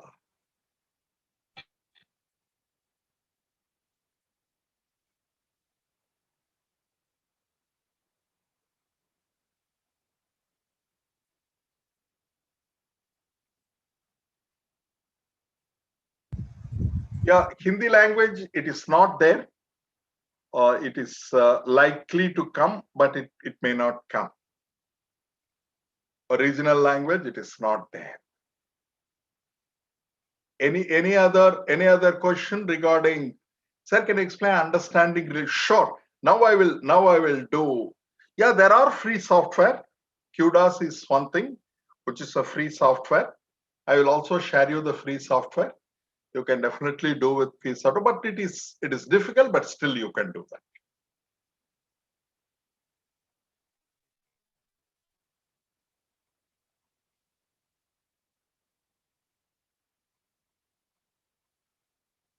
The payment and other details, you can definitely have it from the Envivo team. I am mostly into teaching Envivo. Therefore, those things you can definitely talk to them. Yeah, Dr. Keshka, I am going to show you exactly the how you are going to use. Yeah.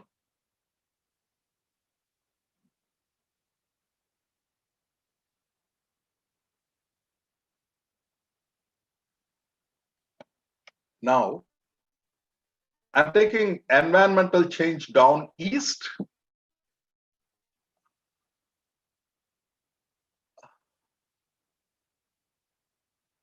Professor Rachana, ma'am, do I have another 30 minutes for analysis? Yes, you have, sir. Please continue. That's what every one of us are looking forward to, how you apply analysis on Envivo. Excellent. Excellent. Now you will know that with all these discussion, you have some framework in your mind. Now we will do actual analysis. We take an example. In fact, professor has requested me to pick up a medical data analysis and then try to do it. There are some open source medical data, but it takes enormous time to work. For it is very difficult for us to do online and especially with slow connectivity. Therefore, I prefer taking the data which is already available, because if you have any simple research you have, it will approximately take, all right, not literature review, not this one. Yeah.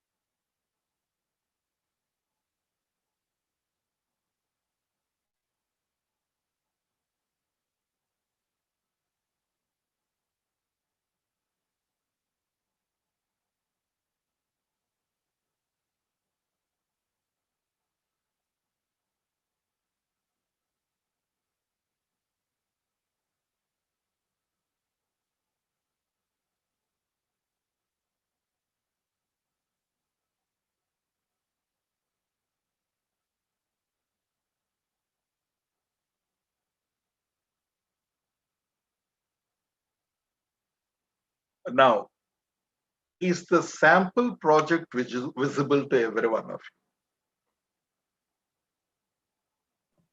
you? Vasantlin, is it visible? Yes. Yes, yes, yes. Okay, okay. Yes, Good. Dr. Prabhakar.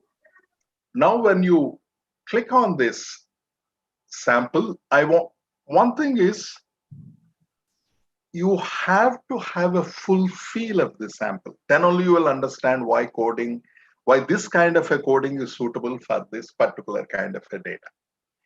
Now, if you actually see here, when you actually open here, you get a complete data. What exactly is your project? You can see here, it is a study. It is a study given by a set of people, set of researchers. They have shared their data, and you can see here the complete aspects relating to the data. Now, let me go through the files what they have. Now, this is the data about environment and environmental safety. Therefore, I'm just stopping that. Therefore, this is an overview. When you start any file, you will have to create an overview of the sample project. Now, the files that what you have, what are all the files I have? Let me see the files that are given here.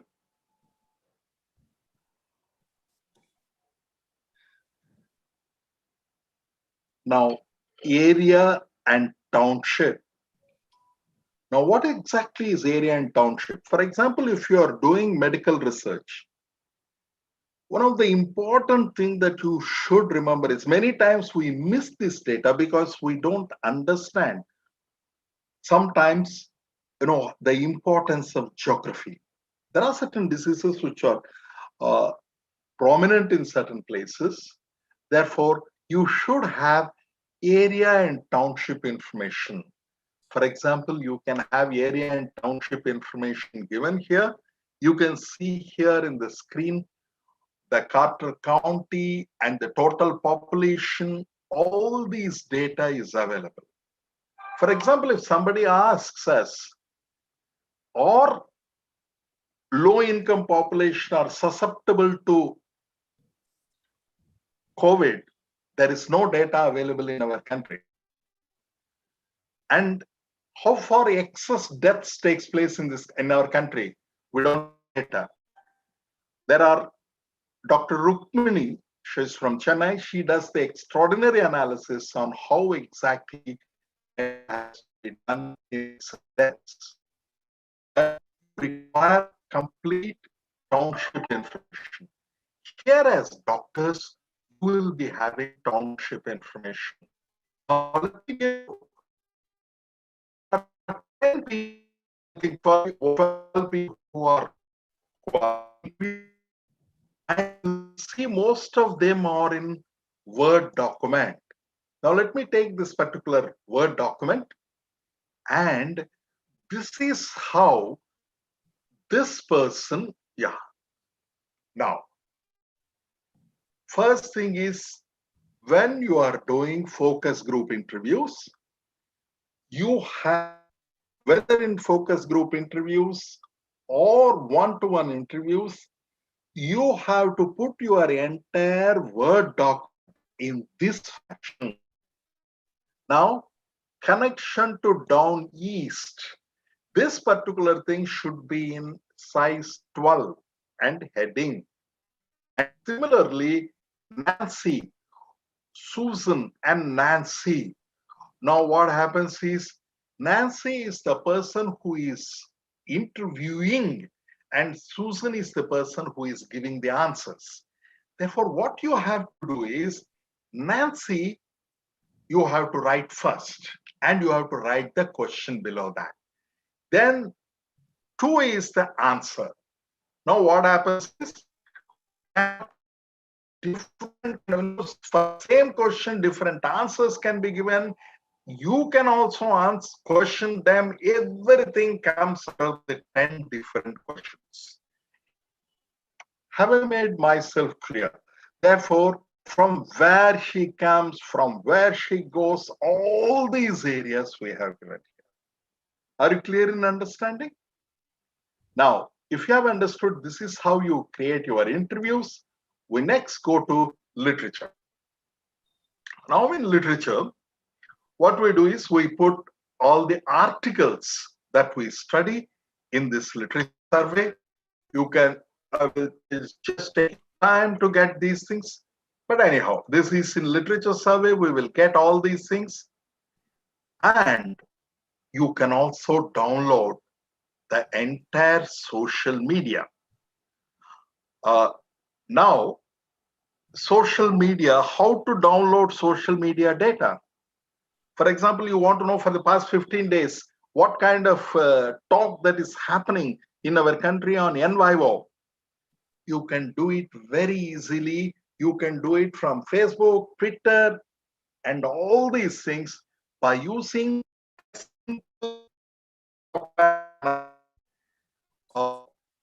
Encapture. But is anyone interested in Encapture? Professor? Rachana ma'am, is anybody interested in capturing the social media data? Yeah, you can do that. But it will take a lot of time. What I will do is at the end of it, if the time permits, I will do that. Will it be okay? Okay. Okay, I will definitely do that. I will definitely do that so that you will understand the entire thing. Now let me come to the codes. Now you have already coded. Therefore, you have made in your mind a set of codes and start working on that.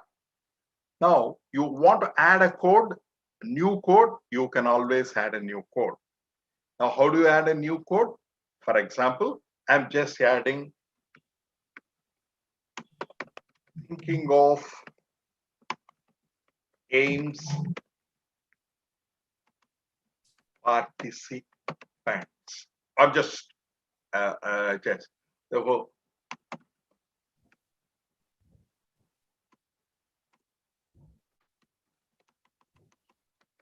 this is the thinking of AIMS participants. Yeah, that's all. Now, aggregate coding from children. What I can do is I will color code this. I'll put dark blue for this, and I will just create a code. Now you can see there is a code that has been created. Now in this code, what I will do is, if I go to interviews, I get Susan interview. I have a Susan interview. And what I do is I just go to the interview and I want to really code this under code into info. Therefore, what I am doing is this is something which not related to us, but I am just going to code into something what we are doing. Therefore, code 2.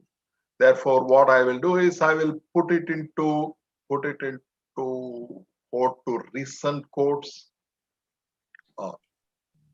I will put it into the recently I have coded something. I will put it into the recent code. It is taking time.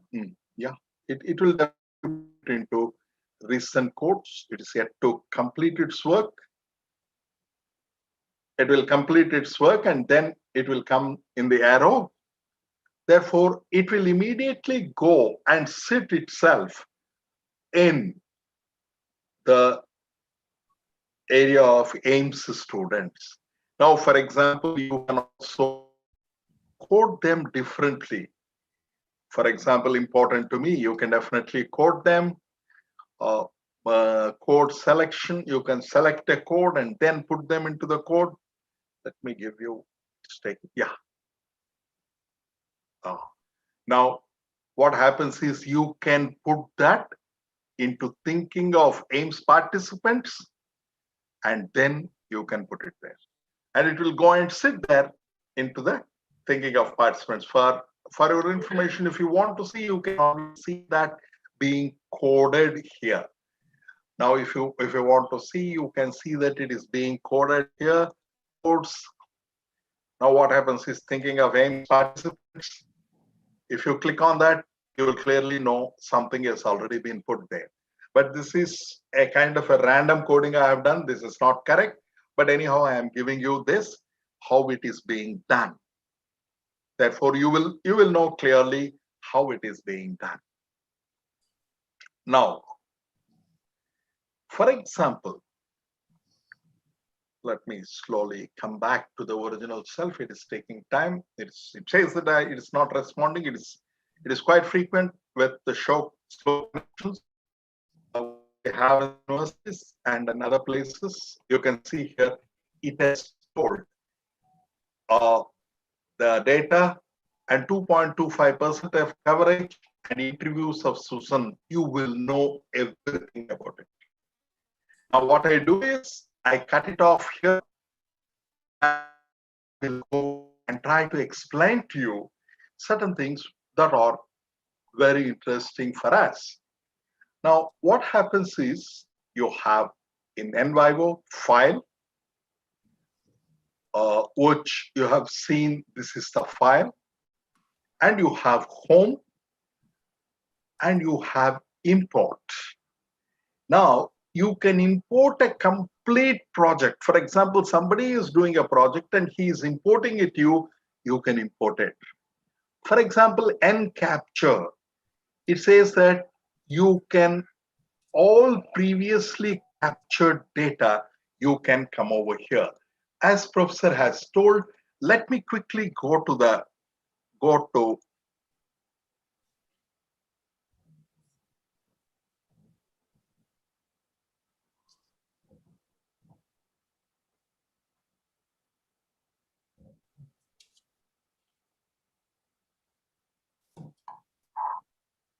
let me go to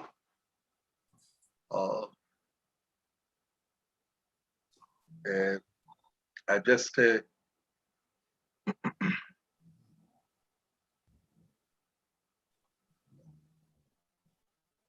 yes, NYO is running online. Swarandeep Singh sir.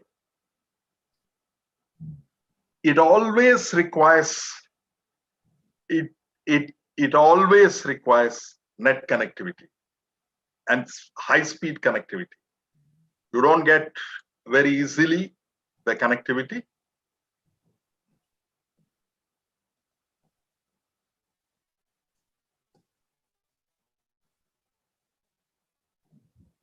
And it consumes a lot of computer power. I'm just clicking on to the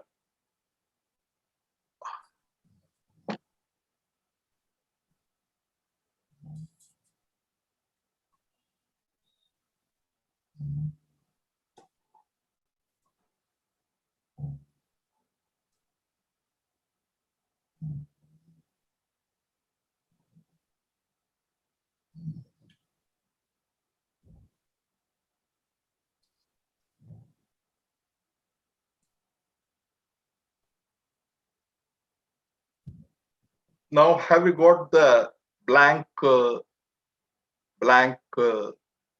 you should have got blank screen here. Have you got the blank screen? Vasantlin, can you see? Tell me. Yes. Yes, Dr. Prabhakar.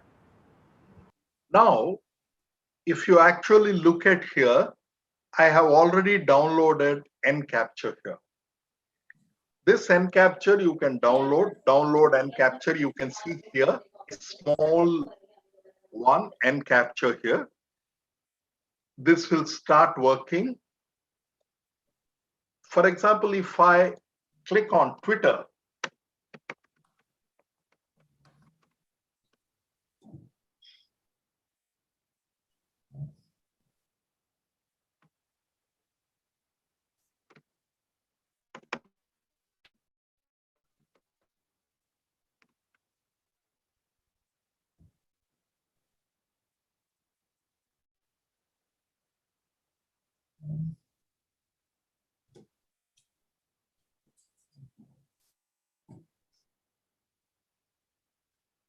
it's taking time. I'm sorry, but can't really help it. The Twitter is taking time.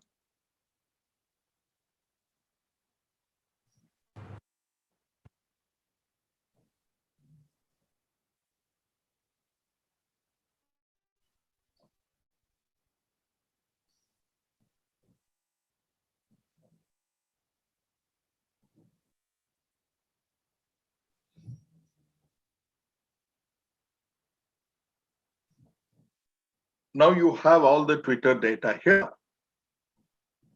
Now what happens is, you want to, if it is COVID and the tweets, it will be extremely difficult for us because there will be a large data. For what I do is, I will just search this place, NYO by QSR. Not many tweets will be there. I just asked for this. Now I go to Encapture here. Now click on Encapture. Now I want tweets as data sets. Automatically, when I have told hashtag in vivo by QSR, it immediately picks that information and immediately captures that. You can see it here. The N capture captures the entire thing, progress.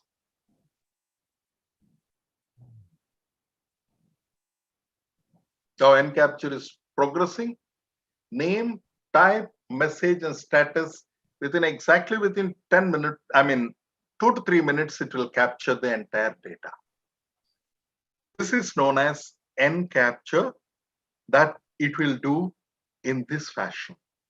Therefore, all these data will be brought here because it is taking time, which you can always be put into your in vivo analysis. You can put it into in vivo analysis. Therefore, this data I have already captured for you. I'll just remove these things and I will go back to new share.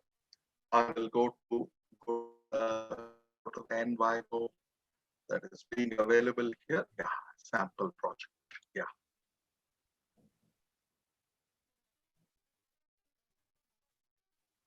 Now, home, import.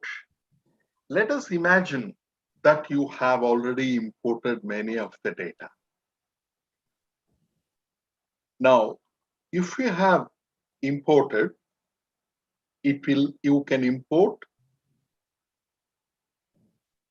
from nCapture, from files, PDFs, audios and videos and image, survey data. For example, if you have already done it in SPSS and other areas, you can survey it. Therefore, you can do an excellent mixed mode methods research in this. And you can also classify the files. For example, they have already classified the files. Now, you can import, classify, bibliography. You can get complete email data. If you program, your complete email data can be brought inside the software. Now, the next phase is creation. Now, creation of codes. Now, when you actually create a new code, you can always create here, and you have to explore. This is something very interesting for every one of us. How do I explore the data? There is a thing known as query wizard, which will help you to query. You don't know anything about anything in this particular research, but still I want to make some kind of an analysis of this. Where this particular item occurs in the content. Now, identify frequently occurring items in the content. Search for contents based on how it is coded.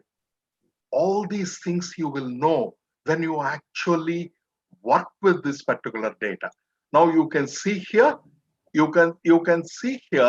it is actually, all these questions will be answered by them. It is intuitive.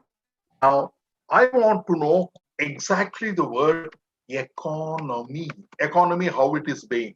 Now you can have exact match for the word, but it can have 6 different kind of, for example, the same word.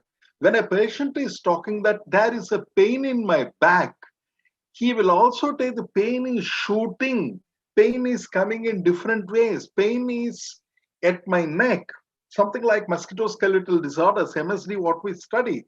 Therefore, what happens is you will have different kinds of the same thing. Therefore, we say that with synonymous, I would like to know, or I would like to know, you can say, you can change the way in which you can come. Now, what happens is there is something known as special here. It is economy and pain.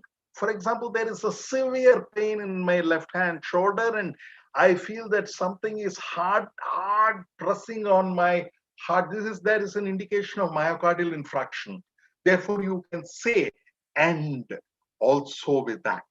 Therefore, here, for the sake of simplicity, I use only one word and I do just run program.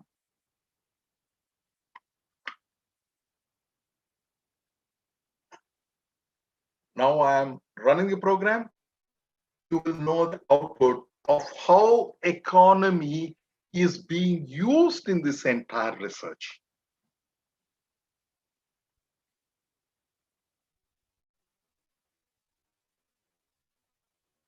I'm just waiting.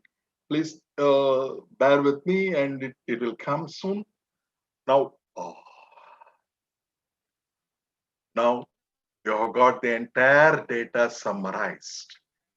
Now, if you look at the data, you see here summary. If you come here and see, I will just maximize for you. Therefore, admit. Therefore, I'll just maximize this for you. Now, what happens is you will see here. This is the summary. What are all the places people have used economy? Now you can see actual references, where which patient has told where and how much percentage he has told about it. You can also know about what are all the PDF documents in which it has been told. You can know that.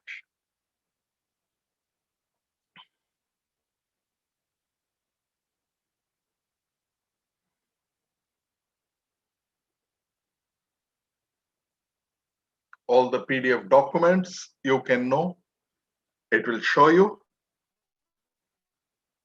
And it will also show you a most important thing known as word tree. Now, you can see here how exactly it has created the word tree. The word tree, it creates economy and culture. In fact, while one single death, if you're doing the million data analysis, you can know what are all the words that are used before death, after death. Before death, how they have seen. I'm just putting things into context. It is mathematically it's the same. It measures all these areas and give it to you in a form of word tree. And this gives you a phenomenal idea. For example, you just hover on that, it will tell you, if you just hover this thing, it will tell you where exactly it has come. And culture, attitude, all these things you will know clearly when you are looking at here. And all the files, everything you can get it here so that you can clearly understand what exactly you have got. And this is how you will be analyzing a single word. Therefore, in your research, while you are doing the research, you will have some 10 to 15 words in your mind. These 10 to 15 words in your mind, you go on trying to find how frequently they are used, how they are used. You can find it out by query wizard. You can identify frequently occurring terms in the content. For example, what are all the frequently occurring terms? Now, 1000 most frequently occurring terms it can give you, but I want only 10 words. And I want a minimum length of only, if you say 3, it will analyze you including the. Therefore, I will including synonymous and 10 frequently used words. This in entire research run.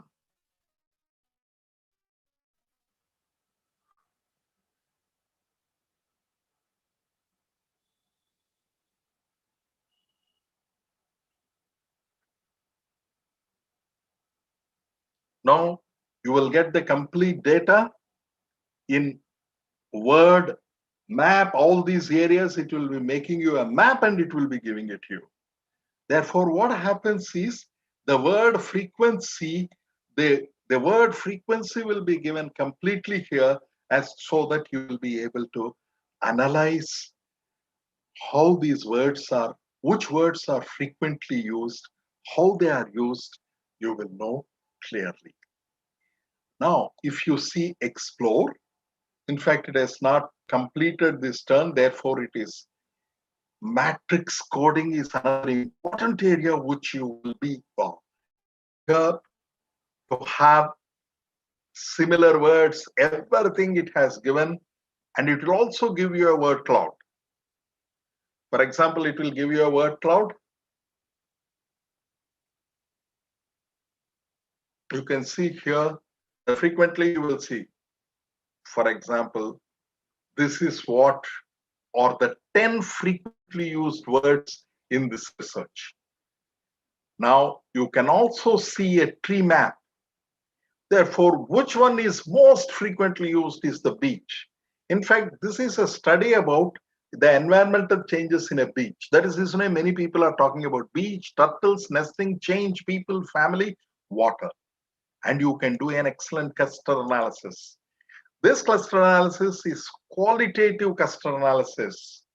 That means it will try to study each one of the word, and people always associate family, development, and going and water. And from, you can see here nesting, you can definitely go to nesting. You will really know what exactly they spoke on the nesting. So this is the word frequency query, which you have already done. Now let me close here. Let me go to some important area. What I would like to teach you is social network analysis, social network sociogram. I will show you this is one of the most important. For example, if you are having patients from almost all the areas, I mean, you are putting that, you would like to know which patient is most nearer to which patient. That is a diagram known as sociograms. In fact, there is a large number of sociograms, which I will just now select the items. Now, people. Okay. Now let me see whether it will be able to give or not.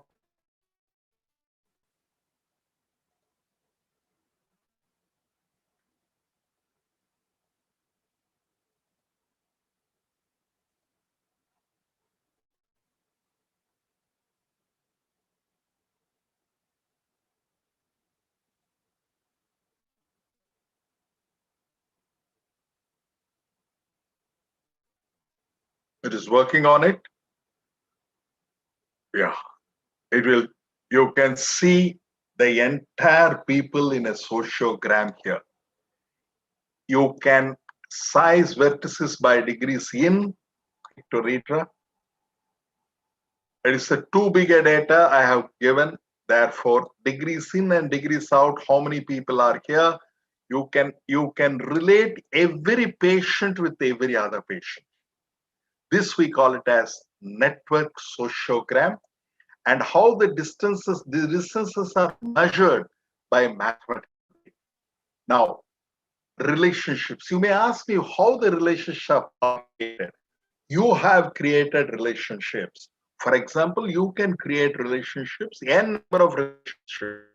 And here, I will create a new relationship here. Now, new relationships is from. You have to select. Dr. Prabhakar, sorry to intervene. Just to inform that we need to wind up for the next session. Oh, sure. Yeah. In fact, I'm winding up. Okay. You can always have relationships, relationship ties, and you can also queries. You can have queries here. You can have queries. You can have relationship.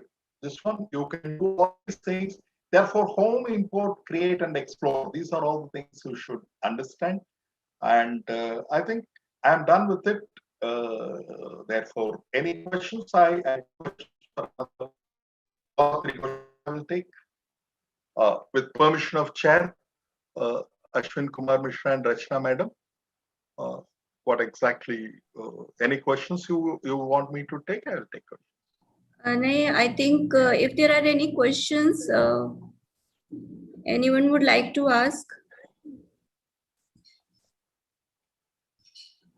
I think they asked side by side, so we can. Oh, sure. If there is a chat, and then you can definitely. Thank you. I hope I have done my duty, but sorry for the connection. Oh. Yeah, thank you very much for the informative session. Thank you very much, ma'am. I hope everyone felt like at least they got familiarized with NYO. Yeah, familiarize only. That is my objective, Professor. I hope I was able to communicate with. You can do text mining. In fact, NYO is text mining only, mostly text mining. Therefore, that is one of the questions by. Thank you very much. I think other sessions. I would like to thank NYO, Vasantlin and Mr. Tajib for accepting our request for this demonstration. Thank you very much. Thank you, ma'am. Thank you. Thank you, Dr. Prabhakar. Thank you very much. Thank you. Thank you. Namaste. Namaste to all. Namaste. So over to Dr. Ashwini. I think we are taking break for 5 minutes and then start the next session. Yeah, we can have a break of 5 minutes so that everybody can get rid of any pains in their tendons and ligaments and bones, and they can move their joints. And after that, we will get back by 5:35. So in which we will be taking up grounded theory. So.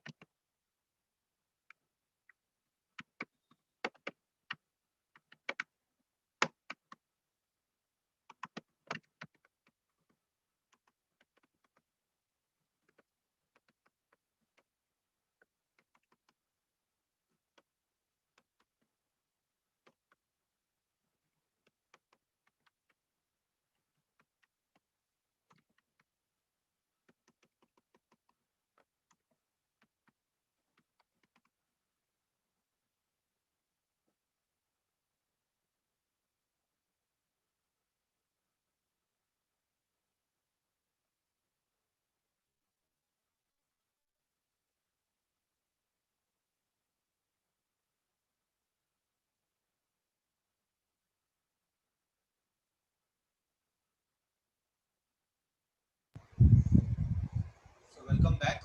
And now I request Dr. Rachna Varma to please take over proceedings further.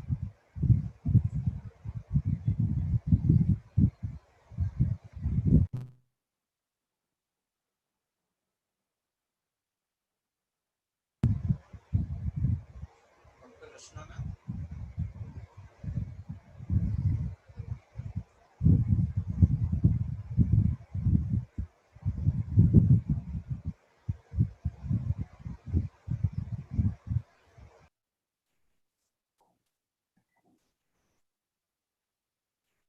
Nikita, are you ready?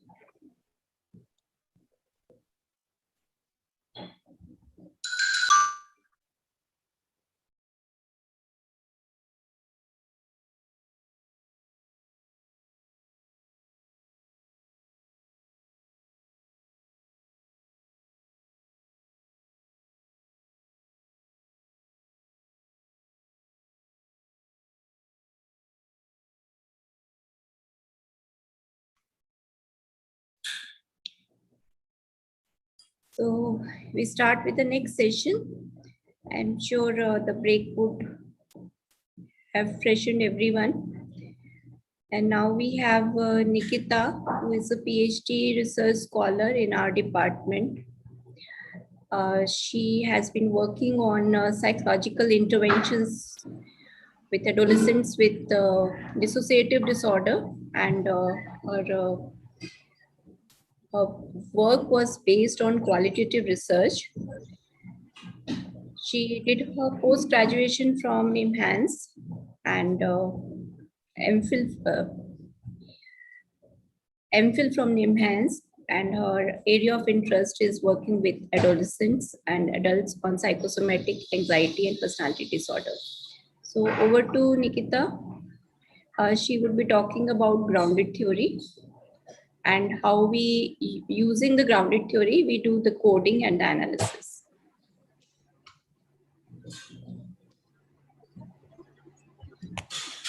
Thank you, ma'am.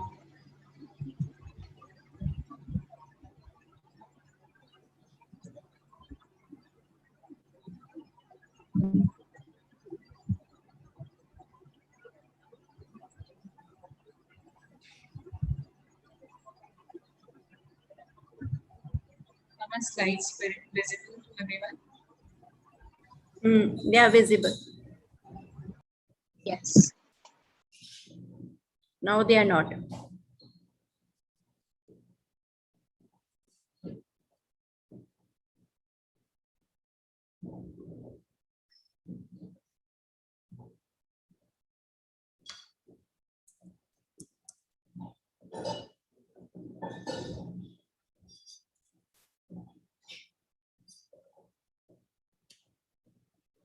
I think Nikita is also having some connectivity issue.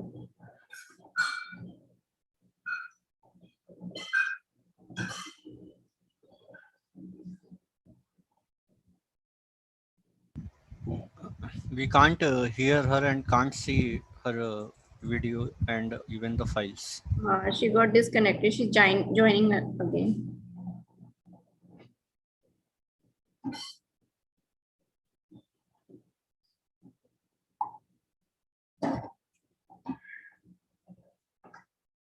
So in the meantime, she joins. If anyone has any more queries or anything one wants to discuss.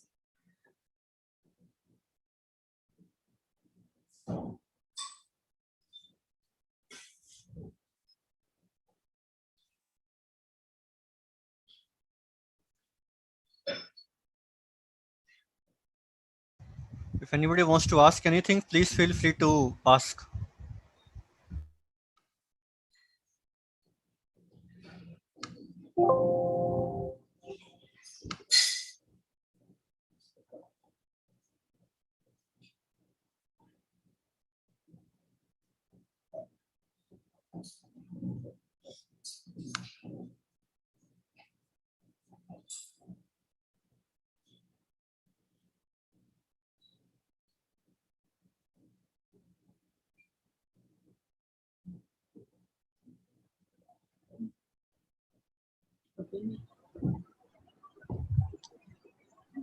I'm so sorry I got disconnected suddenly.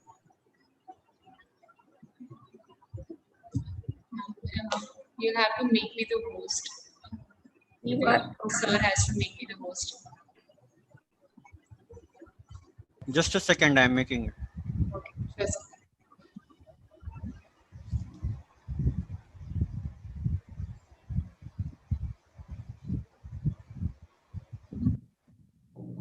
Done.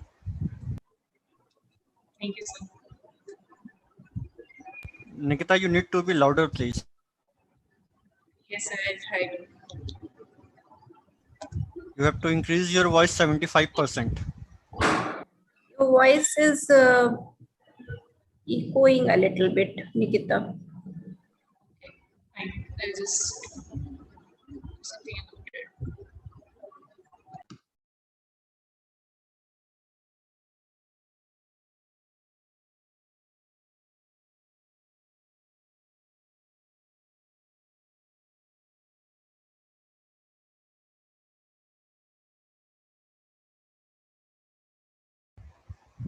Ma'am, there is a question on qualitative analysis by someone. So by the time Nikita prepares, if that can be addressed.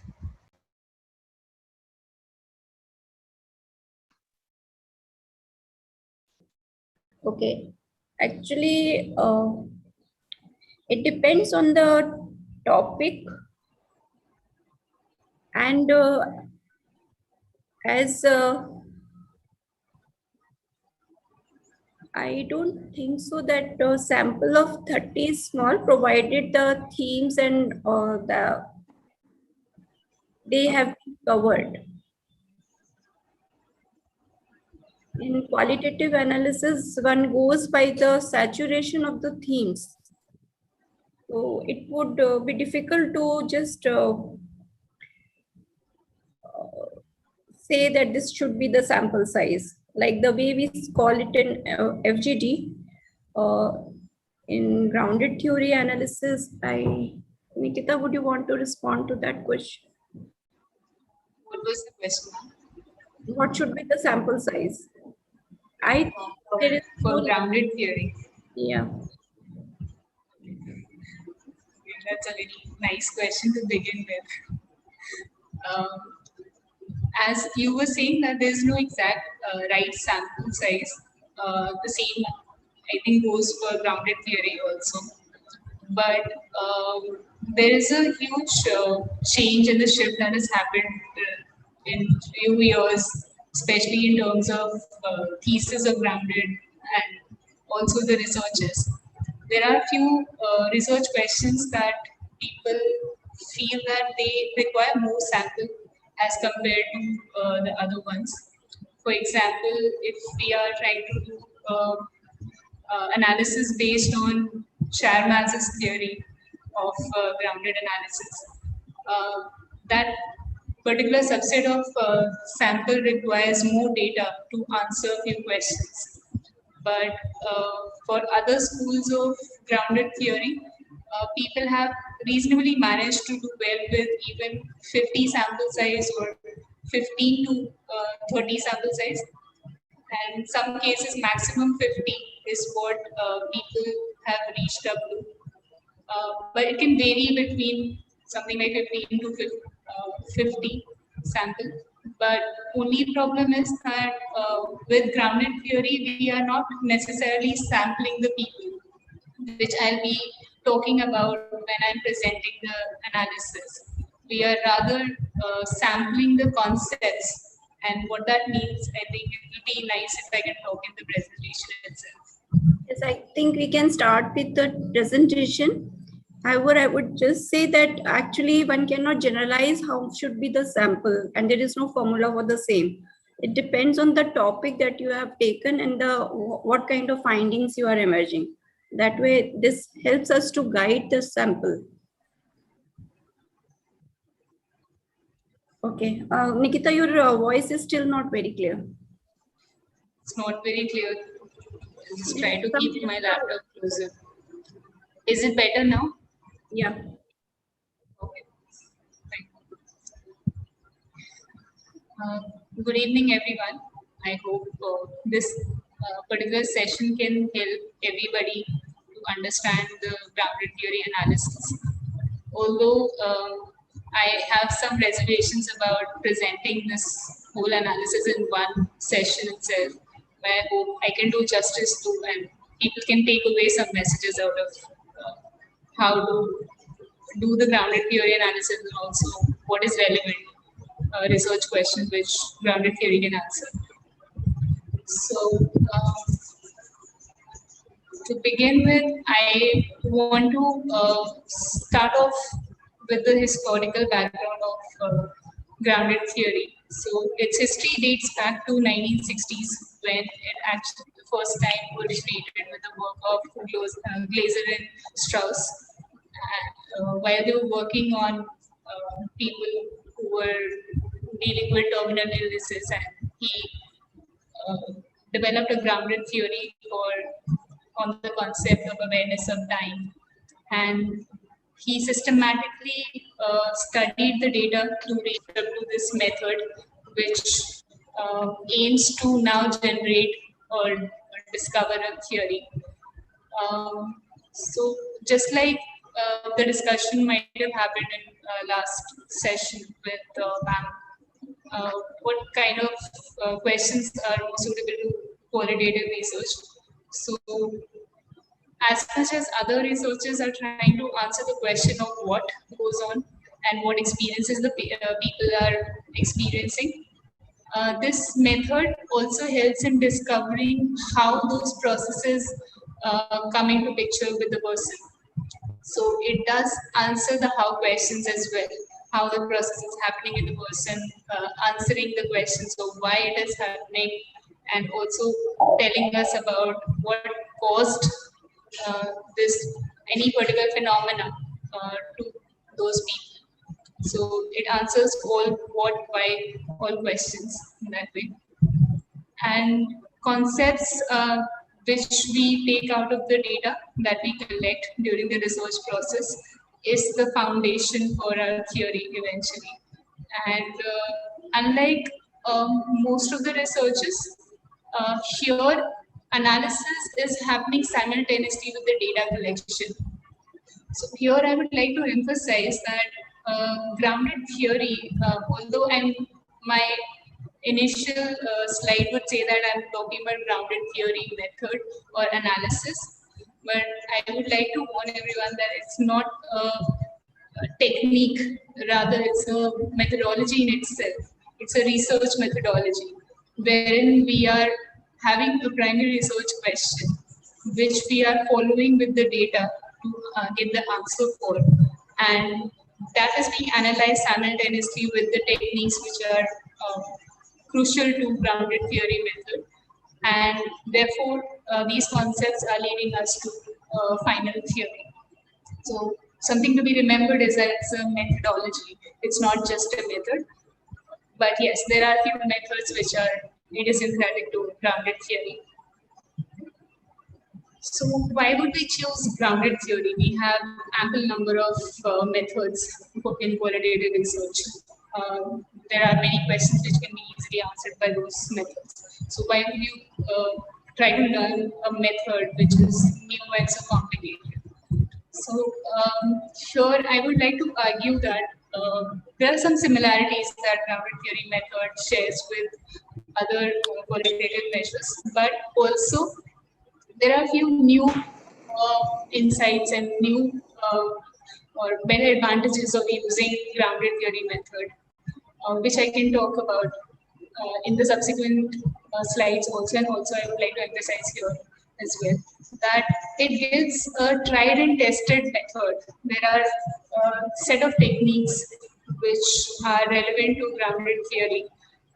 It's very different from traditional methods of theory development where you are sitting in the library, you're thinking about the data, you're going by your clinical experiences and writing down your observations about the patients. Here we are, they are devising few techniques like constant comparison, like plot techniques, working with your experiences. And these methods are handy and these acts as a heuristics for us to work through the data. So this has more advantage in that sense. Just like many of the researchers in the qualitative design, we are uncovering the basic psychosocial processes. We are trying to come up with new insights about the participants, and we are trying to develop new and emerging areas, understanding in the new and emerging areas, which is in the need for the study right now. Very important function that grounded theory uh, fulfills is that it gives us a strong foundation for eventually testing the findings with the quantitative measures. So this is really helpful. There is a area, for example, think of an area which has less understanding, which is underdeveloped, and we don't have a starting point from where we can test out those variables. So grounded theory method will help you in reaching the strongest variables, strongest concepts, which are prevalent in the data with those particular set of people that you're trying to study. And then you can test those variables with the quantitative measures, and it can help in getting a new understanding about the cases. The grounded theory method and the whole methodology itself is very culturally sensitive, and I can really talk about in great detail out of my experiences, because grounded theory is very adaptable. So when I say it is very adaptable, it means that you can apply it to any set of data, any set of circumstances, any kind of instances or experiences, and it just works and it gives you the correct heuristic that you want to work with the data, and gives you great insight when you use the tools which are available in grounded theory. So it's highly culturally sensitive. I can use it with various kinds of data. I can use it with story data, I can use it with observations, I can use it with video material, I can use it with biographies. And any data you talk about, it's adaptable. And when we are working with grounded theory, we are not just talking and giving impressions about only single person. So usually we are concerned more about that. We want to understand single individual. And single individual would mean that common characteristic of one particular type of psychopathology, let's say. So in my case, when I was studying the subgroup, I was studying adolescents with dissociative conversion disorder. So that is my interest. That becomes an individual data set for me. But grounded theory is applicable to even working with organization, larger organization, institution. You can work and analyze the data of a whole family, of the whole society, and you can come up with a theory of that. It's so adaptable. So it's a very useful tool in that ways. And many people are now changing their methods, and they are really adapting grounded theory and not just limiting to sociology and other researches, but also moving on to organizational researches, other political sciences, and they're expanding the scope of using grounded theory day by day. And that could be possible only because grounded theory is very adaptable. So we've been constantly talking about theory, we reach a theory. So what is the kind of theory that we reach with when we are working with this methodology? So we can reach two types of theories. One is substantive theory, one is general theory. So which is also called formal theory. So substantive theory has a capacity to explain one particular group's experience to the fullest, whereas general theories will explain the larger infrastructure or the larger ecosystem of the participants. So it will be much more broader, and substantive theory will be limited to the kind of individual people that you're trying to study. For example, my study will give me an substantive theory, but if I had to study the adolescents in general, maybe let's say I wanted to study about their emotions, So it will not be restricted to only one particular subset like conversion disorder. It will be expanding to include any adolescents who have been going through emotional experiences, and this can be applicable to wider population as compared to explaining a plausible and giving a plausible understanding to only one particular subset of people. So this is how why you choose grounded theory. And although there are few advantages and there are few disadvantages of using it, and we can have a discussion over it if somebody has any queries over it. So eventually we have three major schools of three major grounded theory designs. One which is called emergent design, given by Glaser and Strauss. One given by Strauss and Corbin, which is also called systematic design. The last one, which is called constructivist design, given by Katie Charmas. So it has really developed a lot in past 80 years, I would say. Although largely these are the three available, but people are experimenting a lot with the methodologies, and there are feminist designs. There are few more coming up, which are G Light, which is called grounded light methodology, which is a very little more less sophisticated version of these three grounded theories methods. So why emergent? There is something something relevant to the term itself.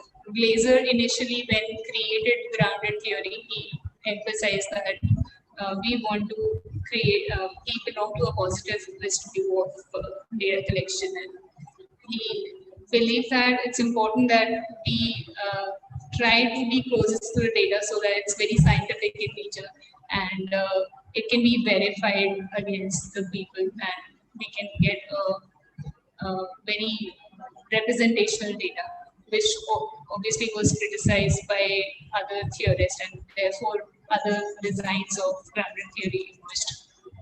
And so it was criticized that you cannot be a tabula rasa, you can't have a theory which is so scientific and which doesn't have subjectivity.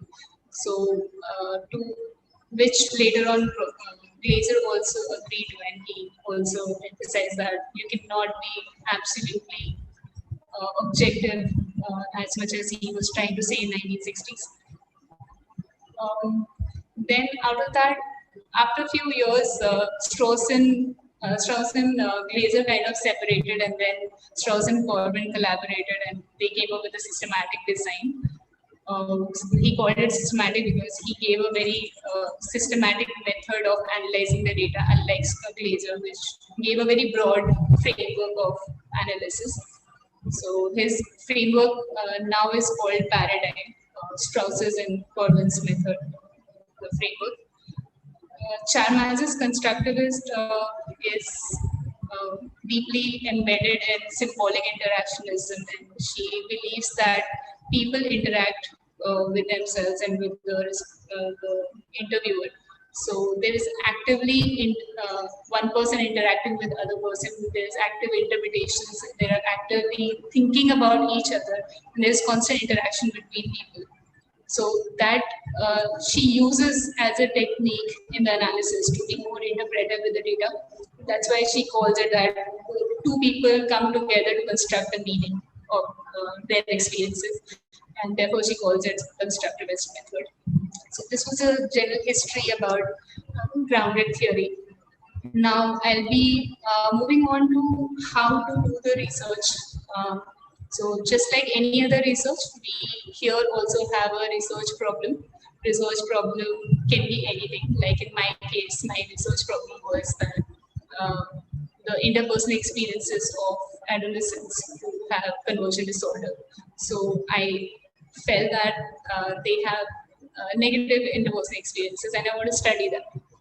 So moving on to after you know what is the problem, you define the research question. There are few problems which you might encounter when you are deciding on research questions. I'll not go into details of it because there are many perspectives that you can give to research question. But broadly, most often what we struggle with is that whether we keep the question very broad or we keep it very narrow.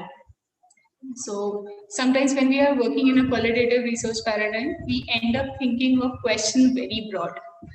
And if you keep very broad question, you get very broad variables. You get many explanation, and at the end of the analysis, you really fail to put them together, and that can be a major struggle. Whereas with a narrow research question, you might have major problems with coming up with a rich data and more information which can explain your variables well.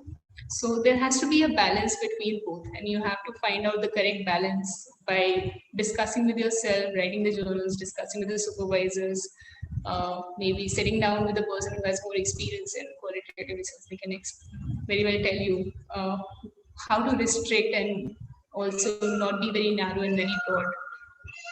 So this is one of the major concerns that all of us might have. Other issues can be whether you limit it to individual, you want to include the data which includes organizations, families, industries, because grounded theory is adaptable to all kind of questions. So you decide how much you want to work. If you include more variables, definitely work is going to be longer. If you include a reasonable amount of variables, your work will be limited. If you include very less variables to study with the population, then you have very less information. So you strike a balance between all. After you have decided the research question, your automatic next step is that you want to conduct a preliminary review about it, which is one of the controversial topic in grounded theory. So let's begin with Glaser and Strauss when originally they created grounded theory. So they felt that we want to start with a blank slate. We don't want to have understanding prior to creating a theory or coming up with the concepts in the analysis. So unless we get information from the people, we won't delve into the literature world at all. That was their opinion, which was absolutely contradicted, and later on Glaser also agreed that we don't have to necessarily take away the initial literature search. We can have the literature search, but we can decide on the time we want to use it in analysis. So which kind of balanced out the issue, and people are more open to the idea of conducting a preliminary review. But yes, still there are few people who choose not to do it. There are few people who want to begin with a preliminary review to just check what has been studied. Can we decide on a starting point to collect the data, at least come up with the major variables, and then we can expand it further in the analysis or not. So it helps in doing that. At the end of the day, I think what everybody has come down to is that we use it, but we choose when to use it. Then once you have done the preliminary review, or you choose not to do the preliminary review, you want to straight away go with the data collection, whatever the case may be. So you write the proposal about what you want to do. And proposal writing in ground theory is no different from any other writing proposal. So you have the aims, objectives, you have review, you have expected outcome of the study, the tools that you're going to use. You have everything in the format which applies to any other research proposal. And you do seek ethical permission, because these steps are important, because I had enough emphasized upon that we are having a research which is a design in itself, which is a research in itself. This is not just a method that we follow, it's a methodology that we follow. So for any methodology, you need to have all these steps in the place so that you can plan your research in a very well manner in the future. So coming to sampling the data, I think ma'am has already talked about what is the data and what are the kind of data we work with. Just to add few things into that data, I would say I've already talked about it that grounded theory is very adaptable, and this can be applied to any kind of data which is available to you. So you can, in a very loose way, grounded theorists would say that all is data. You can work with any, and it's actually true. You can actually use any of these techniques. You can really work through the methodology by working with any sort of data. You can include biographical data. You can use memoirs. You can use video data. You can use newspaper excerpts. You can use any observations. You can use interviews. You can use any sort of data that you can come up with. It's adaptable. Another thing which an additional step in grounded theory is that you keep research journals. So research journal is a very integral part of the analysis, and I would speak of it enough in the next slides that I come. But here, in a sense, I would say that research journal is basically uh, initiated as soon as you are beginning to think of doing a grounded theory research. So once you have the research problem in place, so you start writing your research journal. You write about what you're going to do, what sample you're going to collect, whom are you going to approach. You're deciding on the dates. You're mentioning what did you observe in the field, what did you feel at while you were going through this process of research. So everything comes into your research journal. So research journal is not about your personal life; it's about your research journey. So it's very different from journal diary writing that usually people do. So you can choose to do that. There's no problem in it. It's just that it doesn't help you in developing in your research. So the whole purpose that research journal fulfills is that it keeps you on track. It leads you in the right direction. It gives you a lot of opportunity to self-explore what has been missed and what else you want to know. So it really helps, and I have done it enough times, and I think this has really been a major game changer when it comes to data analysis. You just certain point of time you feel stuck, and you don't know what next to do. Even after talking to multiple people, you don't know. So just going back to the research journal and going through the timeline of what has happened to you, it helps you in guiding in the data collection and kind of analysis you want to choose, the methods, what point you want to choose a new sample, point you want to abandon the new sample and go back to your previous sample. Everything gets consolidated into this research. So as I mentioned before that data collection is part of the analysis. So they happen simultaneously, they are interlinked. So as soon as you have the data, you start analyzing. So this is very different from other analysis. You don't analyze the data unless you have everything in hand. Here you are expanding your data, you are expanding your analysis with each data that you collect. So your interview one or your first data will decide what next data you'll be collecting. So it's so important. So that's how it goes in grounded theory. One unusual concept that comes in grounded theory is that you are doing theoretical sampling. Just now I was talking about this, that before beginning the presentation, that we are actually exhausting the concepts, we are not exhausting the people. We are not collecting data from the people as such. Rather, we are collecting the data from the people who can give me those concepts. So it's very different from collecting people, collecting experiences from people, from collecting experience or the phenomena that you want to study. Who can give you that phenomena? So just because I want to study adolescents who have conversion disorder, and that was my initial intention, I don't want to limit to that. I might have few research variables or few phenomena which none of these people can give me. I'll have to move beyond and look for more normal children to answer my queries. So in that case, my data is not limited to adolescents with conversion disorder. I want to move on and see more people who can give me those rich information about the data.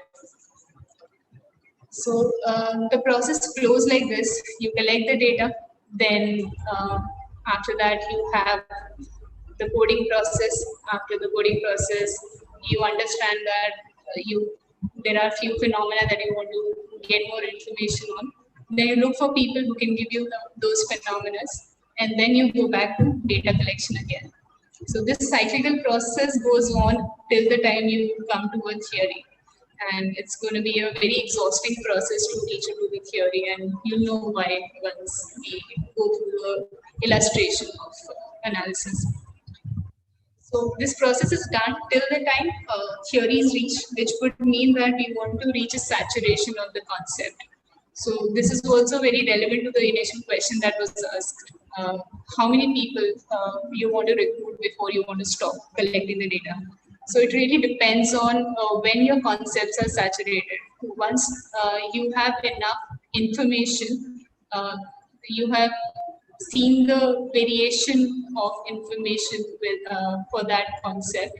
You have enough properties, you have enough dimensions, you have enough discussion which you can explain this phenomena with. You have established the link between the data. So then you realize that there's nothing more I want to study in that phenomena. So you stop collecting the data. So it can happen with 15 people you do the interview with. It can happen with 20, it can happen with 30. In some cases, it can go up to 50. I have not seen a research which has more than 50 sample. Maybe there might be some, at least I'm not aware of it.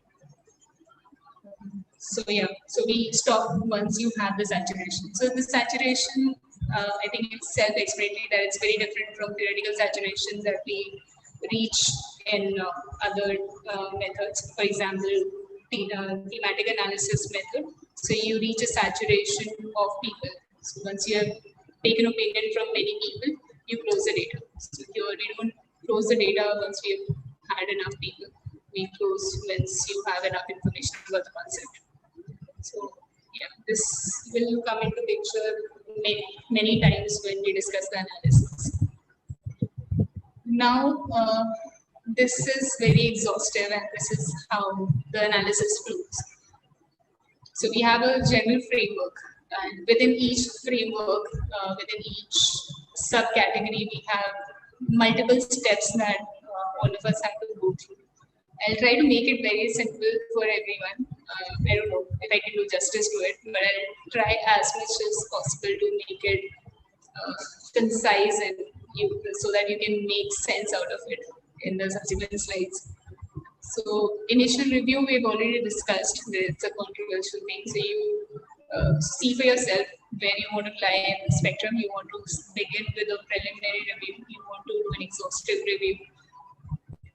Only thing you need to remember is that you should know where to strike the balance between the two, so that your literature doesn't interfere with the data. So if you can reach that analogy for yourself, or you reach that heuristic for yourself, then I think you are good to go. So after you have done the literature review, natural step is to do the open coding. Open coding, as the name suggests, you do the coding. In coding, you are trying to label the concepts. You're trying to label the terms or the words that you see in the data. And there is a process that you follow in the open coding for which you are trying to make it very close to the data. And how you do it, I can talk about in detail. But generally, the open coding is that you begin the coding just to create the concepts, just to create some meaningful labels for the data that you see. Then the next step is axial coding, in which we are seeing the relationship between the data, between the categories. So after you have done the coding, next, what you have is many codes, and then codes can be put together to make the categories. And then once you have those categories, you want to see the link between the two categories, and then you further the analysis to lift those categories to make a single category which explains everything, and then you come up with a final theory. So this is how the whole process works. Selective coding in this final core category which I'm talking about is a process which involves selective coding. This no more stands alone as a technique or the phase in the analysis, but because after a few years, Strauss and Corbin realized that it's somewhere very it's not a separate step from Excel coding to final integration. So instead of calling it as a separate phase, they called it as an integration of categories, wherein you are refining your theory, final forms of the theory immediately after the Excel coding. So don't bother about it anymore. So after you have a core category, you start writing about the theory, you create the first draft. Then you integrate it with the relevant literature. So literature does come into the picture. It's not that you are continuing to be a blank slate and trying to maintain that status for ourselves, which is no more a blank slate. It's more that you try to be objective as far as possible by being close to the data. And then you integrate the relevant literature with the emergent concepts and emergent categories and see what has been studied prior to what you have got, and substantiate your understanding, your goals with that relevant theory, and that eventually forms your final theory, which can be a substantive theory or a formal theory. So this is a general process. It will never be a linear process. It's not that once you're done the open coding, then only you go to exit coding, and then only you go to the core category. It doesn't work like that. It's a very cyclical process. So sometimes for one particular concept, you have done the open coding. So immediately you start seeing the patterns. You can start seeing there is a link between one category to another. So you don't leave it like that. So you kind of take it up there and then for that concept, exhaust it completely, and then look for more questions with which will generate more variables which you did not expect they will come up after the Excel coding. So again, you go back to open coding it, understanding and getting more variables out of it. Then again, you see the link between the two. So you keep repeating this process till the time you have exhausted all the possible meanings and all the possible variables that can come up with the data. You can also do few quality checks. I think there was a discussion, I could not attend it, but there was a discussion about the validity or the reliability of the data. So in grounded theory, we do make sure that all the data is, whatever we are collecting or whatever we are analyzing should be generalizable and they are reliable informations. So to do that, we have a method of triangulation, just like you do in other methods. You clarify the research biases, you do external audits also, you can do a member checking also, you look for richer descriptions, and you maintain the reliable framework of the analysis as far as possible. So you do that again in the grounded theory also. So this is a general framework around which we work with the data.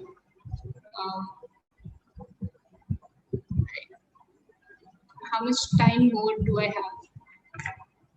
It's already 6:20. I have till 7, right, ma'am? Yes. Okay. Right. So I'll try to wind it up in next 20 minutes. Which is Nikita, you can carry on till in between 6:45 to 6:50.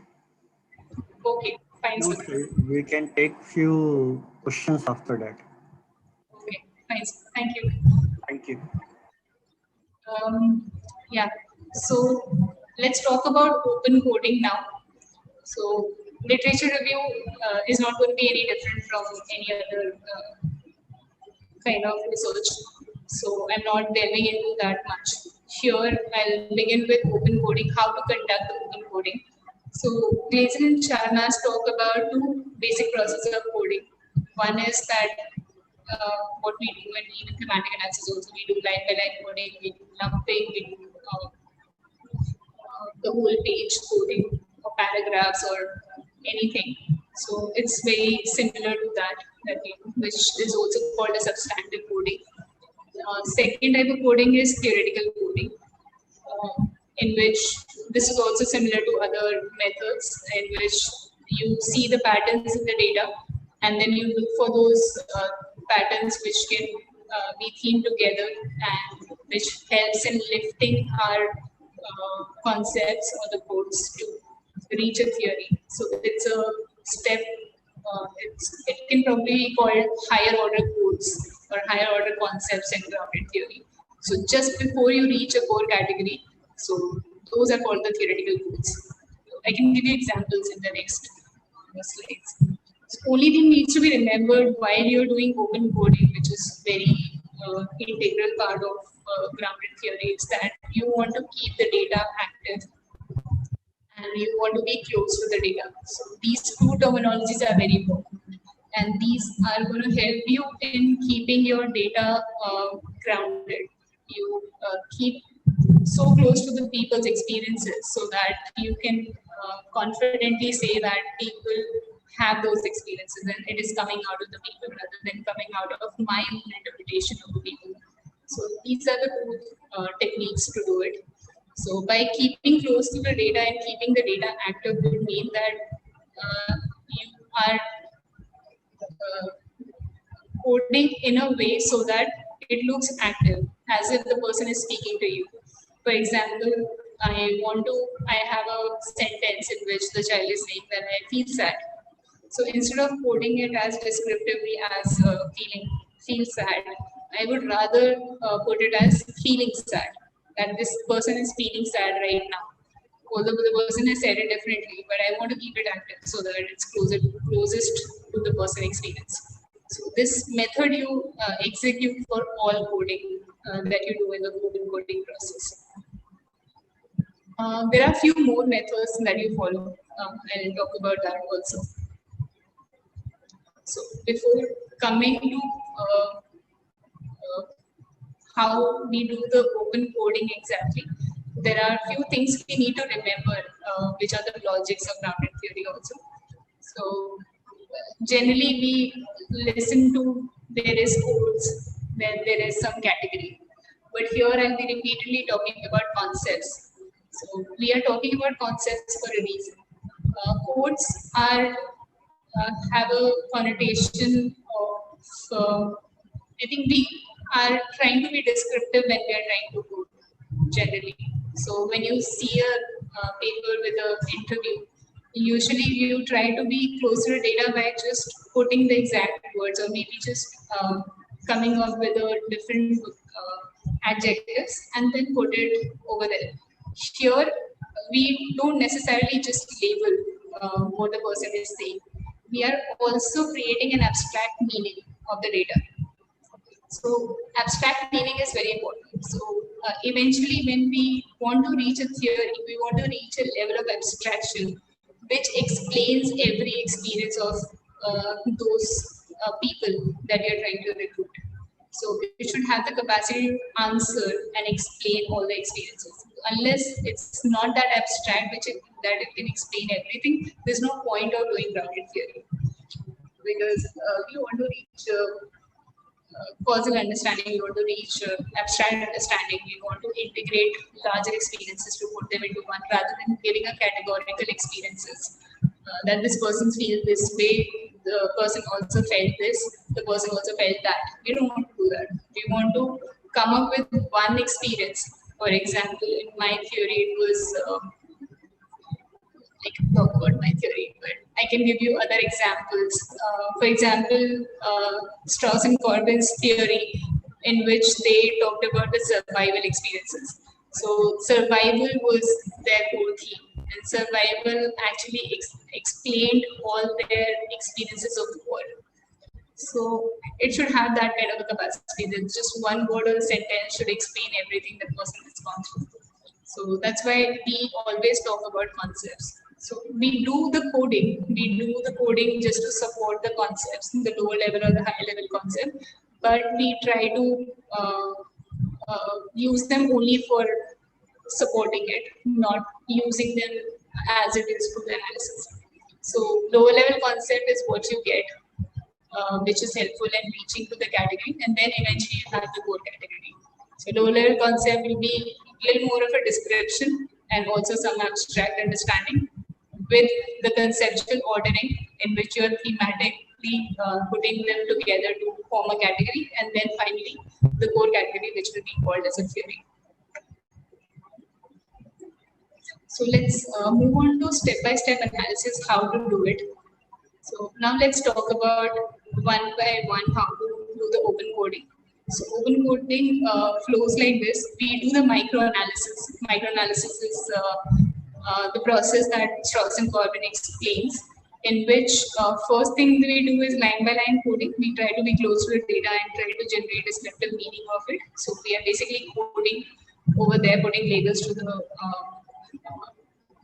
information that the person has given, and then lift those codes to form the concepts. So as I was already talking about, the abstract understanding of the meaning of the experiences that the people are trying to say, we try to catch upon those experiences. We are trying to interpret the data, but still we are trying to be close to the person by not letting our preconceived notion interfere with the data. So try to be abstract, but not be imposing your preconceived understanding. You make sure of that. Then after you have lifted it to the concept level, you categorize the information to form, you categorize the information in a thematic, which can be grouped together. There might be some keys that you come up with. You put those themes together and give it some name.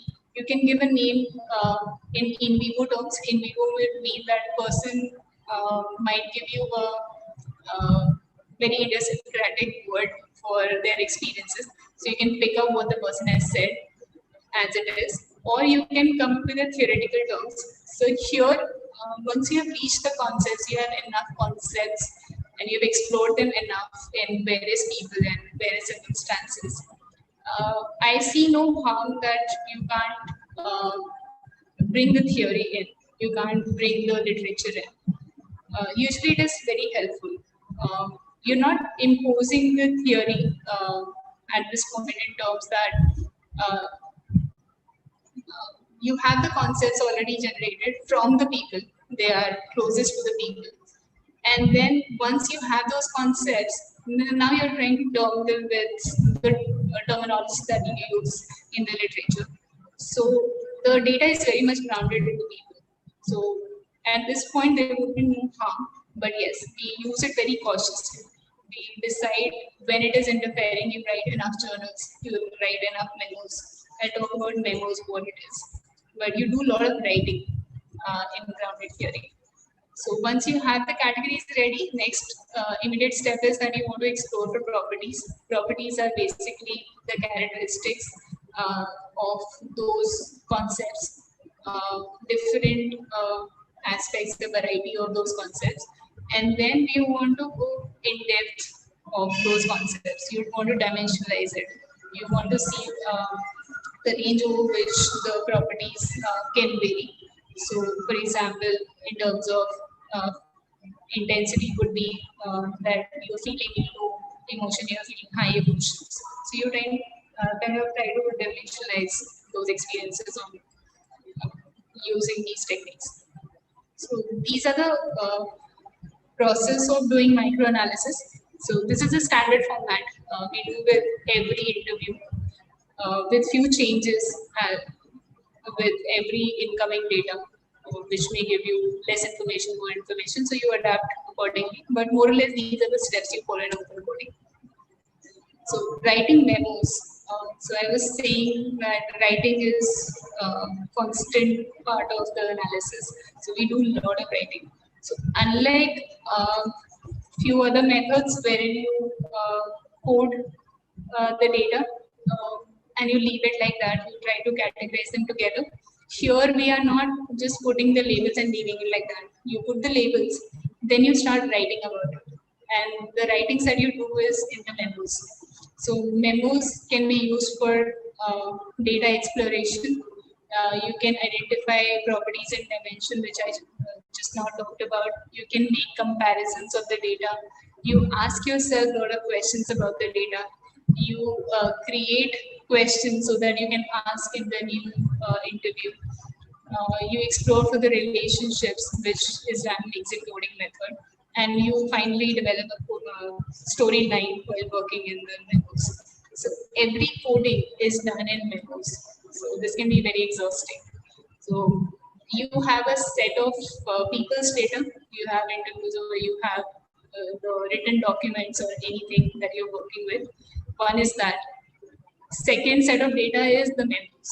So you are writing your interpretations, you're writing your all these aspects about the data, your analysis in the memos. And then you're eventually analyzing the memos also, which escalates the theory, which helps in supporting evidence for finally reaching a core category, which is also the theory. So writing memos is very important. So I'll give you a few examples how memos look like. This is a very subtle example. This is not how we write the memos, but I can just help you in understanding how to explore for the concepts and the codes and how to question and how to explore for properties and all of that. So, for example, this is the excerpt over there, which is used in Strauss and Corbin's book. He's has taken excerpt of a person who's struggling with arthritis, and this is what she says: pain relief is a major problem when you have arthritis. Sometimes the pain is worse than other times, but when it gets really bad, it hurts so bad, you don't want to get out of the bed. You feel like doing nothing. You don't feel like doing anything. Any relief you get from drugs that you take is only temporary and or partial. So here, I think first thing that anybody might have taken out of this excerpt would be the pain, the concept of pain. So this person is talking about pain. So she's talking about pain in the context. She's trying to explain how pain feels like. She's giving the properties of pain. It's really bad. She's intensifying the property. She's saying that sometimes it's bad, sometimes it's too much. So once you have this information, you want to ask many questions. So usually you don't ask many questions in the data, but here questioning is a very important part of the analysis. If you don't question, you don't reach a theory. So you should know when to ask, what question to ask. So there are multiple questions you keep asking the data. So there are no fixed set of questions that you ask. Rather, it's more of an intuition that you feel, or the instinct that you feel with the data, that there is something missing and I want to know that. So you ask yourself why, what, how, when, and all these why questions that comes to your mind, and answer your analysis or the research question that you have. So here, instinctively, the question would be, when is it loud and when it is living? So for that, we already have an answer that it hurts a lot. There are consequences. She can't get out of bed. Don't feel like doing anything. So now we want to ask, what are the other things you don't want to do when in pain? So then she's talking about, in order to solve this problem, you need pain relief. So the agent of pain relief is what she's trying to give over. Then you ask more questions. Then she's talking about the duration. It could be temporary or it could be partial. Then there's also information about effectiveness. So this is how you work with the data. You are opening each and every sentence or each and every concept the person is trying to give, and trying to look for various informations in terms of properties, dimensions, and whether you can club this information with something else. So you keep asking more questions to see what is being answered in the data right now and what more you want to explore. If this person can give you answer to what more you want to explore, good enough. If not, Then you want to seek more people. You do the theoretical sampling to see who can answer those questions for you. And that's how the analysis from one interview goes to the second. So here are the few strategies that we use in grounded theory. So which I was emphasizing in the initial slides also, that the kind of techniques that grounded theory gives are very idiosyncratic and they are very useful and very adaptable. So eventually the most commonly used techniques are questioning and constant comparison. And this probably will be the more frequently used measure to analyzing the data. So you keep questioning and then you compare the data from one person experience to the other person's experiences, and also the person's experience in itself also, his experience with himself in one particular condition to the second condition, how this changes and how this varies. So you ask a lot of what if questions in comparison method. So comparison method is so important that initially when Blaise and Strauss were trying to make this theory, so they wanted to call it constant comparison method only rather than grounded theory. But later on they settled with grounded theory, which was more giving a larger sense to their method. But this was so important. So you use this all the time. You use questioning and constant comparison all the time. Apart from that, you have other techniques also. You find meaning. I don't think I have time to go through each technique, but I think I'll restrict it to questioning and constant comparison. But there are many more that you can use. So it keeps you sensitive with the data. You keep asking questions, you get more information which is close to the data, and that's how you develop the theoretical sensitivity. There is diagramming. So once you have the theoretical categories ready, so you want to put them together and see how they are linked with each other. So you do diagramming and thematic analysis also. You do it in interpretive framework or any other type of qualitative method.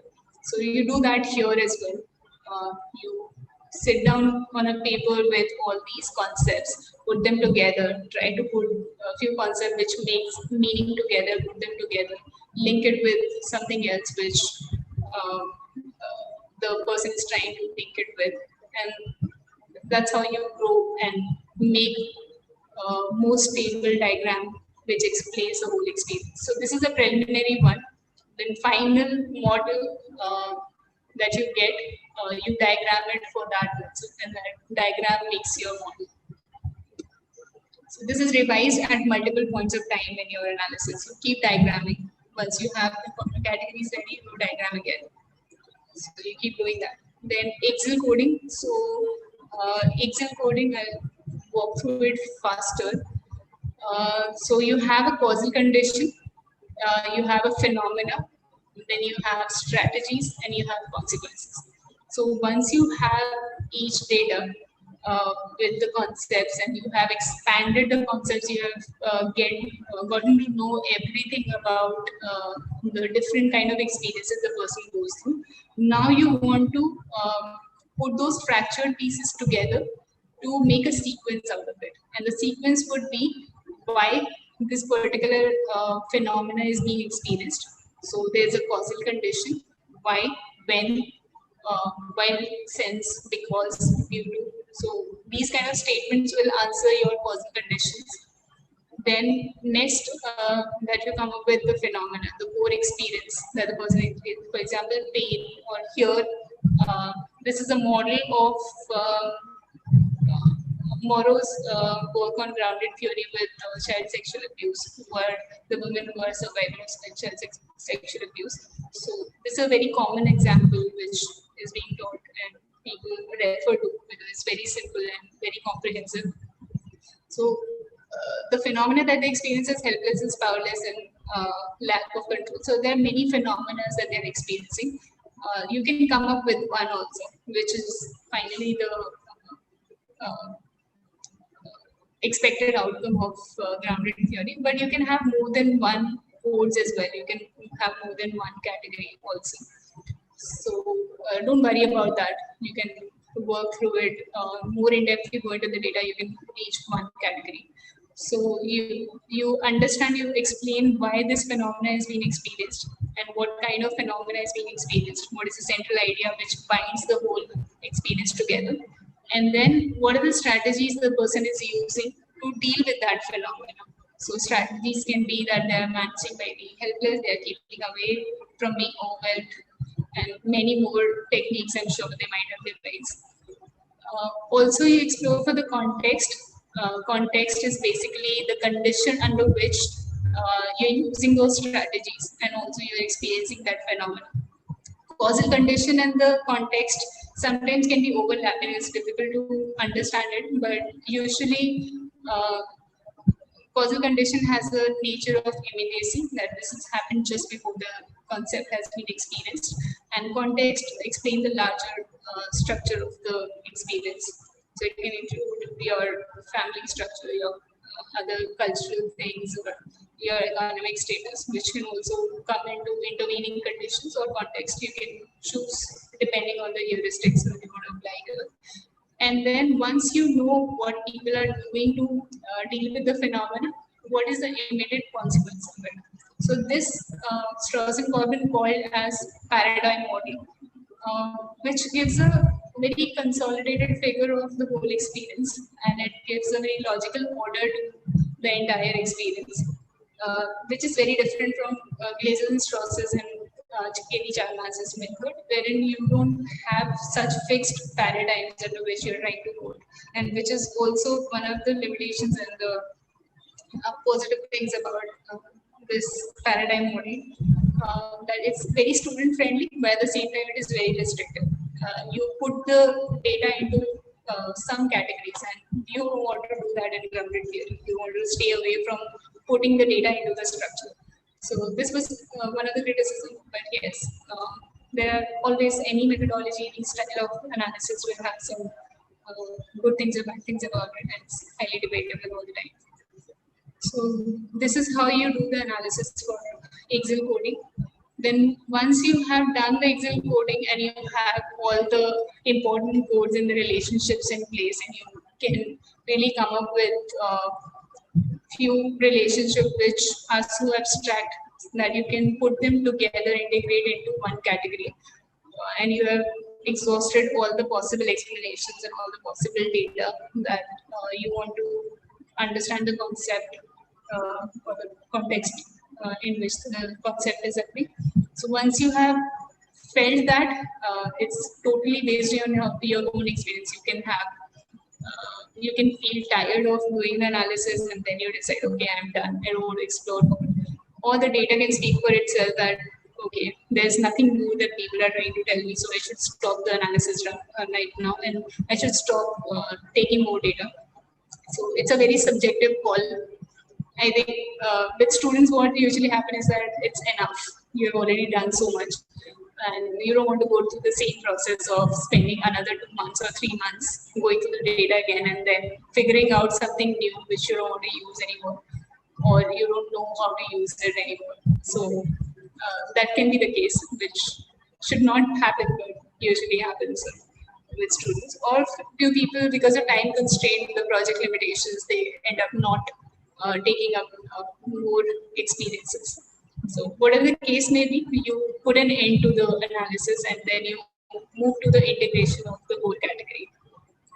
So once you reach somewhere between multiple categories which are related to each other, which makes sense together, now you want to reach the higher level of abstraction.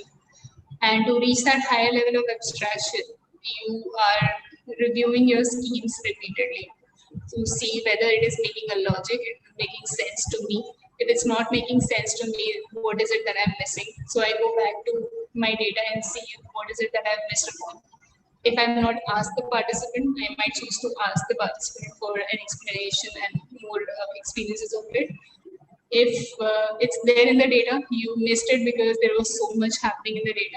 So you go back again, do the open coding, easy coding, and then integrate that into the current analysis.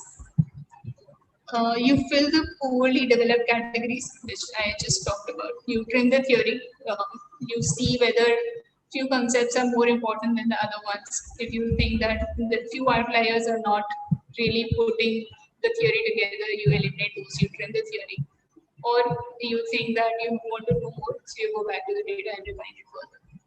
So you validate the theory, you check with the people, see whether it is representative of the people's experiences or not. And once it is validated enough, then you move on to dealing with other issues. So you also see whether there are variations, whether you are dealing with outliers. Outliers can be there all the time. So you have to find out whether it's a true outlier or you want to. This is something that is less understood, and I want to know more. So you may take a call on that. So these steps can be helpful in getting a theoretical integration. Of course, these are not the only steps. There are multiple steps beneath it, and I don't think I can really talk about them in great detail because theoretical integration is something that doesn't happen with the techniques. It's an experience that you feel. There's a moment that you feel, okay, this is the core category, and no technique can actually help you reach there. It's just the internal model that you have, the aha experience that, okay, done. This is something so abstract that it can explain everything that goes on with the people. And this can happen within a month, it can happen in few, 3 months, 4 months, or maybe a year, you don't know. Or maybe it never happens. And then you are left with the categories only. And you might want to take it up some other time. So it's a very subjective experience. I also wanted to give an illustration, although I have just 4 minutes left. I'll try to run through it as fast as possible. So this is an illustration of experiences of war veterans, in which Slozen Corbin has given this example in his writings. So veterans' experiences of Vietnam War is what he wanted to study. So for that, this is how he did the open coding. So for example, on the top, you can see that there is a concept. So you'll have an interview. You have a big interview of one person. So one person has given this particular excerpt, and there might be many more excerpts, but just for the representation's sake and for making it easier for you to understand, I've just put it there. So this whole excerpt, now I want to analyze further by using open coding. So in open coding, we remember we want to see the concepts, we want to explore for properties, we want to explore for dimensions, we want to use questioning, we want to use constant comparison method. So these are the 5, 6 prominent measures we want to use. And also remember that you want to be closest to the data. So considering everything into one, now we look at this excerpt in which the person talks about just before going to the war experience for the war, how were they in the past and how after coming into the war or entering the culture of the war, how it is for them. So here it is the excerpt for that. So let's say I was pretty young, 21-year-old, and very patriotic and come home, and thought that we have every right to be here and doing what we were doing. And I was very much anti-Vietnamese, and like most of the soldiers, always feel about their enemies. So he's talking about an experience wherein before going to the war, he really felt patriotic and he was very enthusiastic, and he really thought that he'll have a great experience once he's going to the war, because it's a glorified picture of going to the war, which was challenged once he reached there and he realized that he has to really fight the enemies, and he has to feel really negatively against the enemies. He has to be brutal to them. So it was a life-changing experience, and he actually ended up having a new meaning to the war experience. So which the author coded as locating the self and trying to find meaning. So once he could see that discrepancy and the change in experience of the person, what they thought before and what they feel now. So after coding one by one all these concepts, so once you have known that they're trying to find meaning in the current experience, so they're trying to find meaning has properties of that they felt patriotic before, they felt come home, and they have to go against the Vietnamese and These are the properties. Although here there's no dimension that has been explored, so we leave that. Then we have eventually reached to some questions, and the questions would be that this is how they're supposed to feel. So this person has not told Strauss and Corbin what are they supposed to feel. So this information is missing, and now I want to go to the next interview and ask, or the new participant and ask, how do they feel? How are they supposed to feel against the enemies which they didn't feel before? So this is how you start questioning, and then you move on to the next analysis. So this same process is done for every excerpt or every information that you get from the participant. So this is one example of open coding. After you have the examples, you have the codes ready. For the whole interview, you want to list all the codes together, and these are some list of codes. They can be many codes, they can be 20, 50, 40. Sorry, I'm calling them codes, they are concepts. So these are the concepts which are created in memos, and they are meaningful abstract expressions of what the person has experienced. So you list the codes just to get a worldview of what kind of codes or the concepts exist. Once you have these concepts ready, you want to again write down how they can be grouped together. Are they creating any categories? Are they talking about similar things? Are they can be themed together? So themed together here in the whole interview, this person has primarily talked about one theme or many more themes which I'm not talking about here. So first theme which person talks about is the culture of war. And culture of war kind of involves many of the concepts within one. So this can be themed together as culture of war, and that becomes your one of the categories which you want to check against, confirm against, you want to compare against the subsequent interview, whether they feel similar to what this person is feeling or they feel differently, which is also called constant comparison. So under culture of war, he understood that he feels conflicted, how he felt as a civilian and how he feels now against the enemy. So he feels conflicted. He is understanding that war is a culture wherein he has to survive and he has to learn how to survive. So many codes which really integrates well with the culture of war, you put them together in the summary memo and you analyze it. So you have a larger summary memo at the end of the first interview.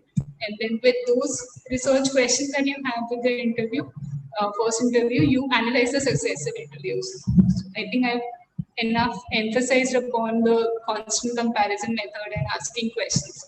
So I think I might skip this. So this is the comparison between two excerpts. So in interview one is on the left side, interview two on the right side. So here there are similarities between them, that they have a similar background. They were very young when they joined the war, but once they joined the war, they started experiencing very different meaning to their life. And then here the author understood that now I want to compare. So these are the combat war veterans. So now they wanted to compare experiences of the combat veterans to the non-combative veterans, because this person has already exhausted the combat experience, war veterans experiences. So there was nothing more. They wanted to ask more about the non-combative ones. So just comparing between the two interviews, they reached an understanding. And now the hypothesis that I want to test over here is that whether their experiences are different, or can I get the answers to these questions from the combat war veterans or not. So once you have this process in place, then you explore for the context. So I think I've already talked about the context before, but here context is basically, in this case, that there are few risks when you are in the war. So here they had gone to few journals and few memoirs to understand what was the context of the war, what was the situation in the US then, what was the situation in Vietnam then, what was the geographical relationship between, or the political relationship between them, and just to get an idea about the context of war, so that we can start contextualizing their experience of the war in the larger socio-political structure. So first author did that. Then they started linking between the context and the experiences that they have had. So here is the linking part. So now they were talking about survival experience in context of living in a war situation wherein geographical conditions or the political conditions were at odds with them and how they had to survive. So the way they survive, the experience that they have is the idealism and youth. There are many more experiences, but in this first experience of the condition, why they feel the risk of survival is because of the idealism in youth. Because they are very young, they don't know, they are very naive how to deal with the political conditions, and they're just sent away just with the information that you have to fight against it. There is no security, nothing. So that becomes a context under which they feel threatened and they have a risk for survival. So that's how the memos start linking with each other in context. So interaction action is pretty easy. So what are the measures that they're taking to safeguard themselves? Whether they escape from the situation, they align with the military culture, or they devise some on-spot techniques so that they can fight against or they can survive better. So many strategies that they're using. What are they doing in response to these experiencing is what we will want to explore for. Now, last is integration of categories. Just 2 minutes more, this is probably the last slide. So process of integration I've already talked about. So basically you put everything together which are making sense in some way or the other, making a logical sense, and put them together in form of a theory. And theory in this case looked like this flow, wherein finally the experience was sound as survival. They are trying to reconcile the multiple realities. So once before the war, before they went to the war, how their life was as a civilian. When they entered the culture of the war, how their life was. And after they went back to the civilian culture, how their life changed. So this whole process was explained by the process of survival and how they are trying to navigate and try to use the strategies to deal with these changed experiences. Was the final theory.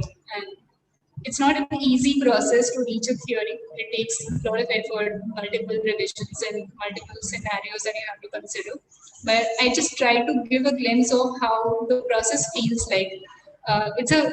It's not that this is how you do the analysis, but people devise their own techniques of how to go about doing the analysis. They choose to do this way. You can have a very different method, but you use those techniques which are embedded in grounded theory and reach a final theory. So to end my presentation, I just want to talk about one of my experiences, which I think I asked one of my supervisors, how can I learn the theory, grounded theory methods, to which he generally said that it's not something to be learned, it's something to be experienced. Unless you delve into it, you won't know. And I think therefore my whole understanding towards the grounded theory changed. I had to be in the position and then learn. With that, I think I'll close my presentation. We can ask questions and discuss. There are a few questions, I think 5-6 questions in the chat box. Okay. I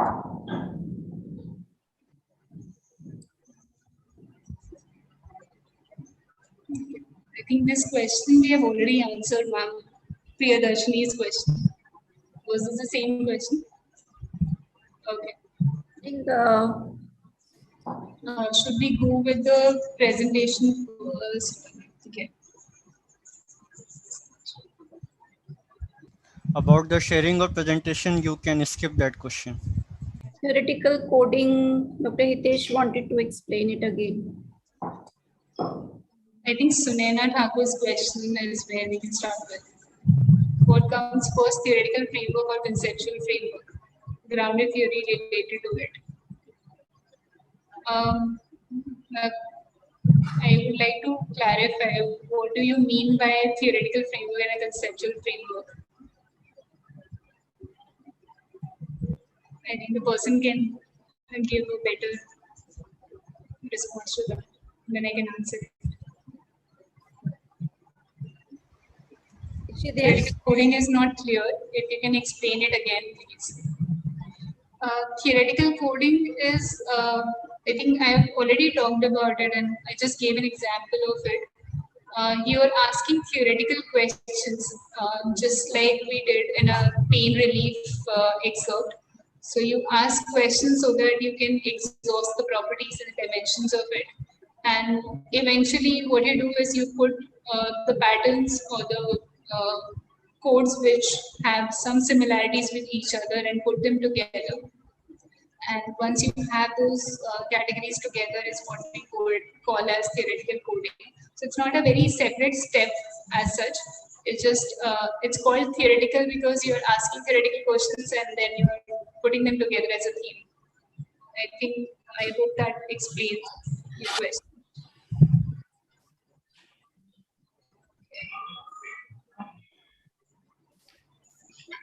Thank you for the appreciation of the presentation. Okay, one outliers in qualitative research. Hello? Hello? Somebody's trying to ask. Yes. Yeah. Is it possible that when we use qualitative research, the research might get longer? It might not be like time bound like we use a quantitative research methodology. I don't know, I was just wondering. Of course, it can be longer. It is actually longer than quantitative research. Because of the very nature of the research process, it's very exhaustive. It's very open, unlike quantitative research when you have a fixed question in your mind which you want to answer, and you have fixed number of tools which are less time consuming, and there you can choose to have very structured questions which takes less time in analysis, takes less time in scoring. Whereas here we are working with a data which is open, and it's while working with open data, you are giving 5 times more time of yours to analyze it for sure, because the techniques are such that it's very time intensive. So generally, qualitative researches will be a little longer, but there is a variation. Some researches can be completed in 3 months also. Not the research, but the analysis, I mean.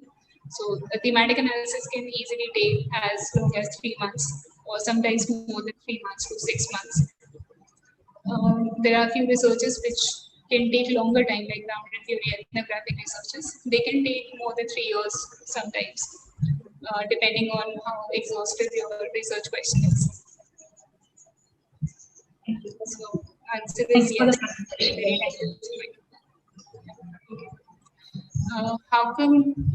How can one overcome with the outliers in qualitative research? I don't think we overcome with the outliers in qualitative research. Rather, we let them interfere with the data. And once you feel that they're not useful enough to explain your analysis, then you start discarding it. Not for the reason that they're not useful, but right now in your analysis, they are not fulfilling the purpose with which you are doing the analysis. So I think you don't put them aside, you let them be there, work with it. Once you feel that it's not useful anymore, you keep them aside, maybe explore for more information on it, or just step it aside and keep it as a separate research question.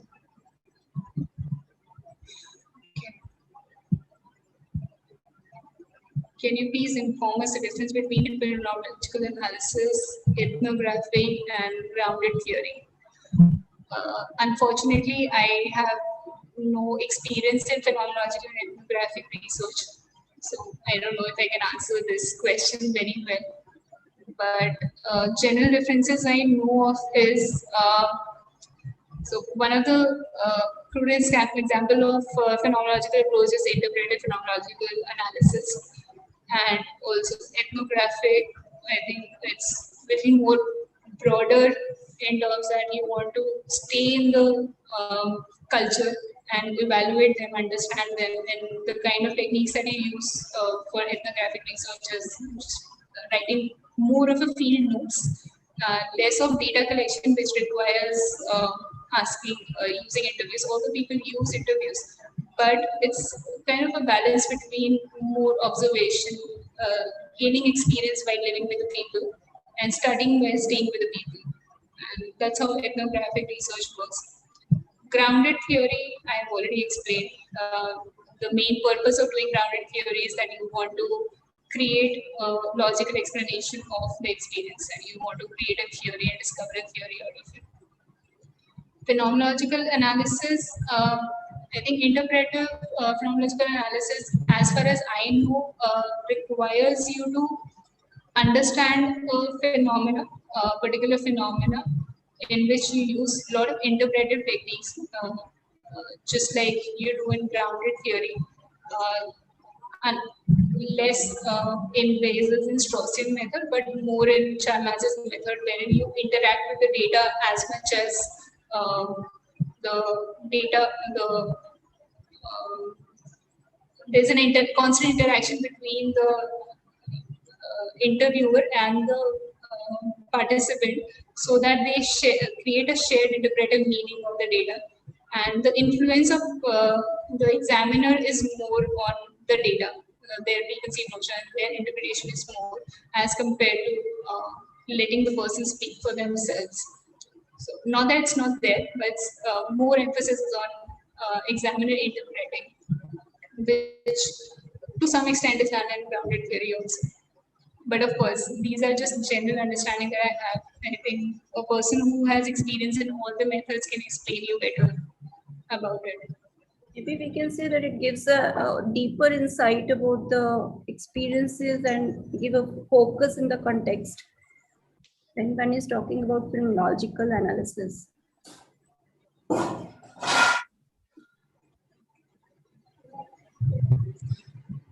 As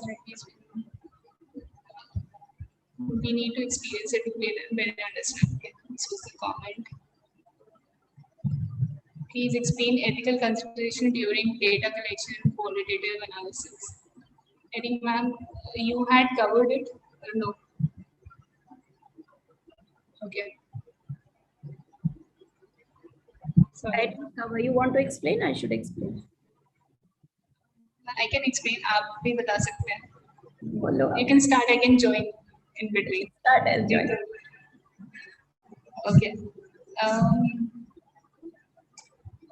I think ethical consideration, as I was saying, is no different.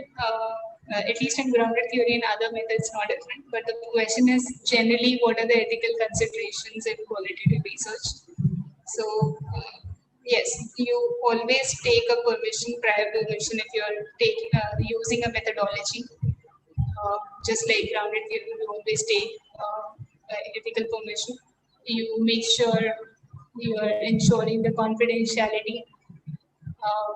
All the data, when you're publishing, you're making sure that you are altering the name of the person,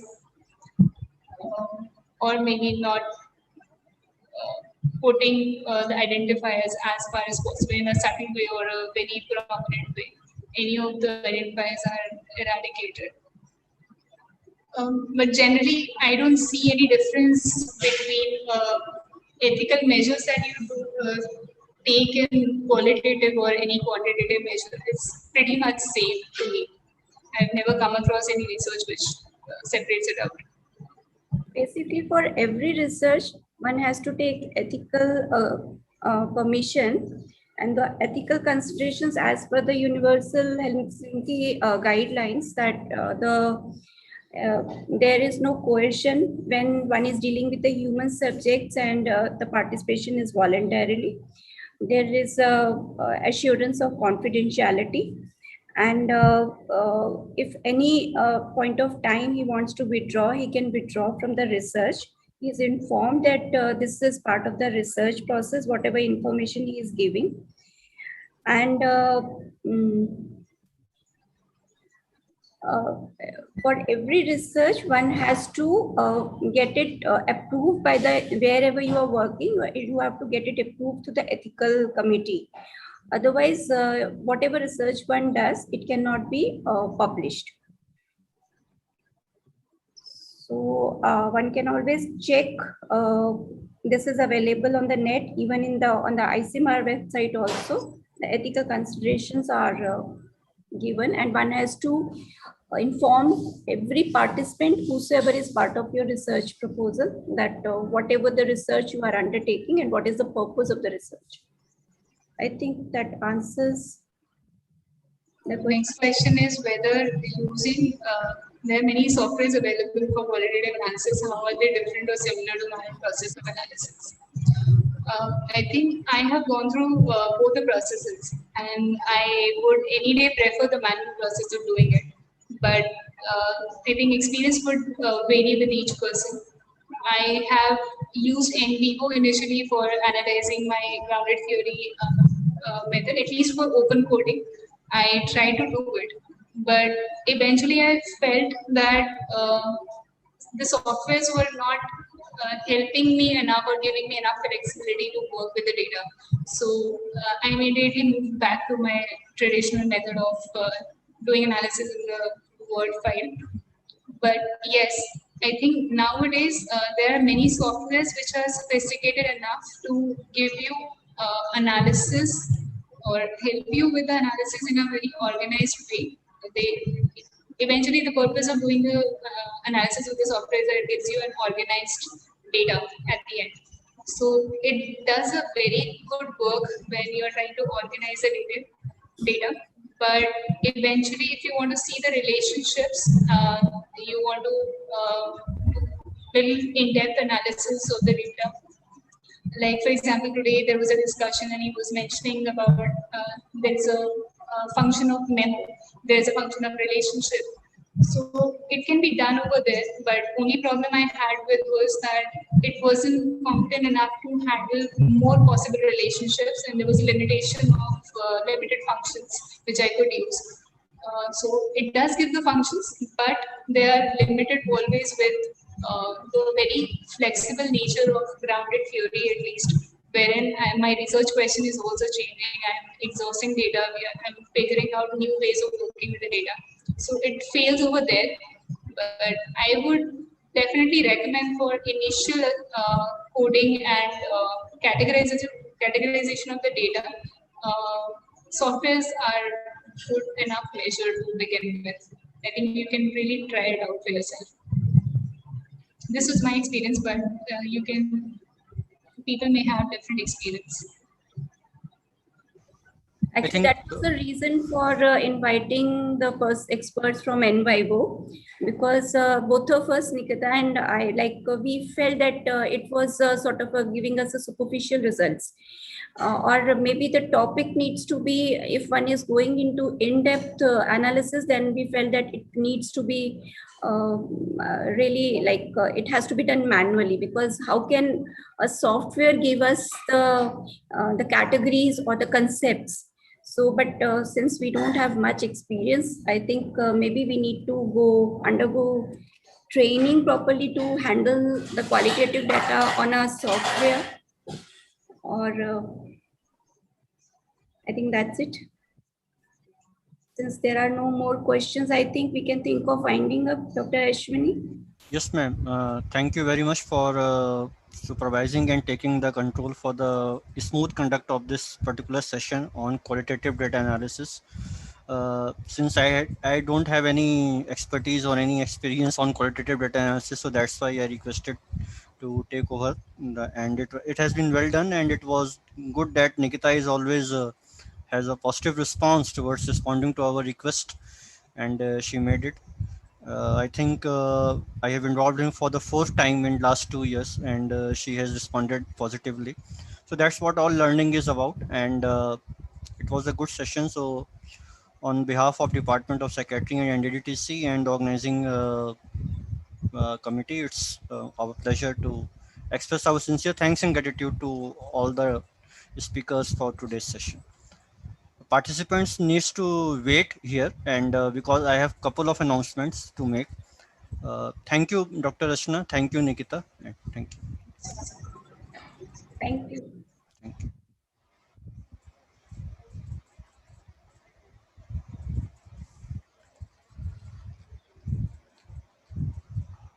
Okay. Good evening to all the participants. I have couple of announcements to make. There are some apprehensions and probably we also need to give some clarity specifically on the coming days, because the coming 4 days will be a little tighter on, because that will be the real experience of practical hands-on session on data analysis, specifically on statistical analysis.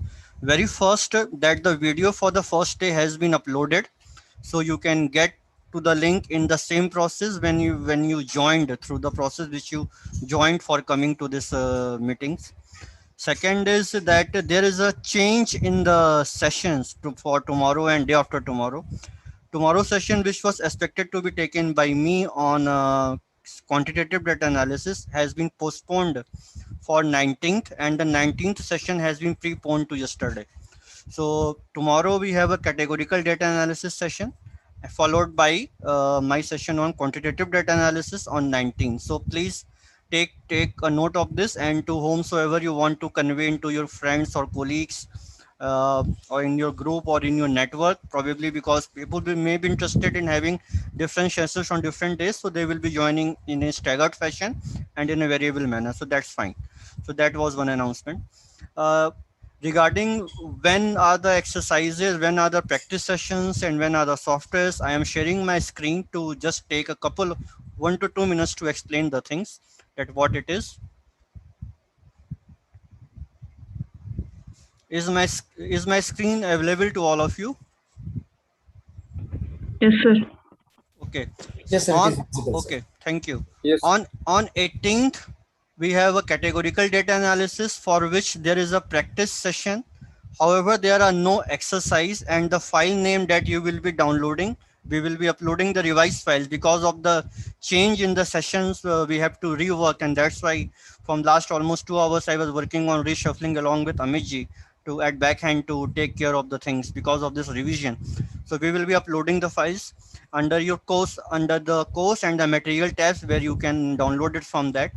So on tomorrow, we have a categorical data analysis session for which there is a practice session, that for which no software is required. And the file name is CDA practice. So when you will download it, the file name will be CDA practice.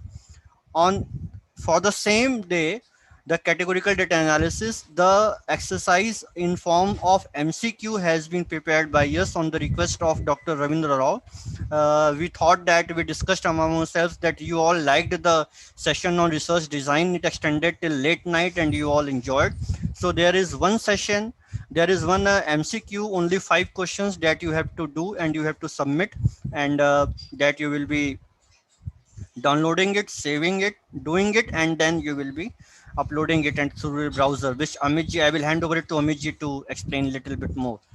On 19th, I will be taking a session on quantitative data analysis, for which practice and exercise both are there, for which the file names and the software file, from 19 to 20 and 21, they remains the same. So how to download in Excel the data analysis tool pack and the R software, I have given the session for R, but we will see that whether we will be able to practice that R or not, because on the basis of the experience that I could gather yesterday on GIS, many of you are having issues of internet and connectivity. Some are joining on iPad, some are joining on phone, some are joining. That's understandable because of everybody is living in a remote area. So we will be so we will be, because for this, a laptop would be a better advisable to practice for the quantitative, for in fact for all the practice sessions. So don't worry if you are not able to follow, but you will be following, you will be getting the materials and also the videos. We will see how to get it, how to give it, and then you will be practicing it and submitting it after. We will give a window period as I discussed on the first day. On 20th on longitudinal data analysis, and on 21st for correlation and regression. The practice and the exercise files remains the same and the software remains the same. So basically for 19th, 20 and 21st, the software remains the same and the practice and exercise file also remains the same, because the way I thought of devising that we can have a single database, so that how from one database one can get acquainted and sensitized to different statistical methodologies and to the application of various statistical tests. So that makes the thing more homogeneous, and also it makes us to replicate the thing, and also eases our own work. So that's that way. So I think that that is there. So that's the summary for coming 4 days. For the last 2 days, that is which is on 22 and 23. On 22, we will not be able to give any exercise and any practice session, because for that the software demonstrated by the faculty, Professor Suresh Sharma, he will be demonstrating on SPSS, and SPSS is a very costly package, and the type of analysis that he will be demonstrating, it is not possible to demonstrate in on Excel or in R, because that becomes more complicated, and that's why I thought that okay, the last second last day can be a little bit tighter, that on demonstration of SPSS. There would be few in few of your mind, few people may be thinking that whether we will be demonstrating anything with SPSS or not. For SPSS, only the 22nd 22nd day is there. On 23rd also, we are, as of now, we have not planned any exercise, but probably I am working on it with the one faculty, with the distinguished faculty, on systematic review and meta-analysis, if it is possible, because what is happening in our office, many much important things are going on in last one coming 5 to 6 days, and that can't be changed, that can't be reshuffled. Because of that, we have to slightly tute and change our strategies. So but probably I am 95% sure that some exercise on 23 will also be there. So that's the complete description of the exercise and their submission. Now it is to Amit ji to explain little bit. He has already explained, but he can be little quite he can be concise enough to explain the things little bit more, that from where you will be getting it, how and how will you be browsing it and uploading the files. And we will be giving a window period of 10 days to 14 days, 2 weeks time period, so that one can assess all those assignments and distribute the certificates. So that's my take on this. And so now it is over to Amit ji to have some more clarification if it is required.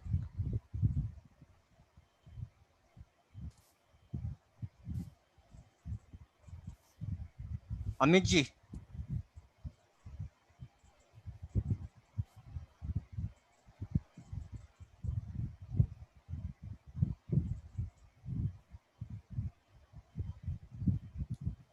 Amit ji.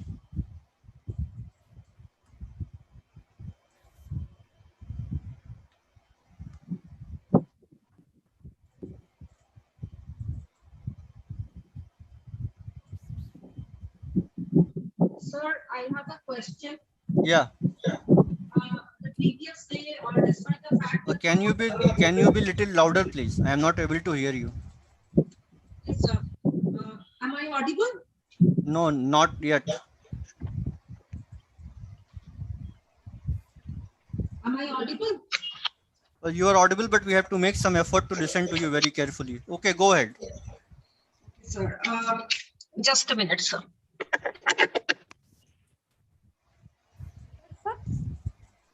Am I audible now? No, now it's clear. Yeah. Okay. Sir, in the previous day, despite the fact that the class was very interesting, but the data set, when I downloaded it, most of the files, they were not opening. Only the Excel file, my laptop it is a simple Windows kind of a laptop, but other files, it were not opening. So I was actually worried, because I'm eagerly looking forward to the next classes. Which files you mean to say?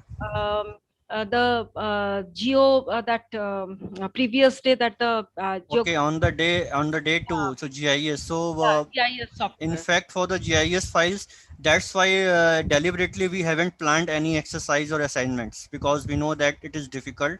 Dr. Yogesh and Dr. Vishal will be sharing. Probably they are interested in organizing some session on GIS. If you would have been there till late night yesterday, they announced Yes, that yes, I was. they will be declaring they have volunteered to Yeah, plan some session on GIS. So because GIS data files are very long, very large, of large size, and probably that's why there may be some issues in loading. Probably your hardware commitment or your hardware requirement may not be compatible for that. That's what I or in the meantime I checked myself and said that probably a 16 GB RAM or a 1 TB storage with a processor of more than 3.6 gigahertz is required to process the GIS data on a simple okay. laptop with a It's a simple storage of, laptop, and most of the files they were not in the readable format, and only one was in the Excel format. So because I was they will not not be in the able to. readable format. In GIS you can only read the CSV file or the Excel file which is editable. All Yeah, the yeah, other files, shape files for the extension that they were demonstrating dot shx dot dbf and dot one more file, they will not be open because they are the backend files which are loaded in the software to create maps of line, polygon, or that's why yeah, yeah. for the user at the user end, the files which are required to embed layers on GIS softwares are only the Excel files .xls or .xlxs .csv. That's it. No other file you will be able to download in any system, even if you are having a good configuration. That's Okay, that's there. Hopefully this explains the thing. okay, okay, sir. Thank you. Yeah, Amit ji, please.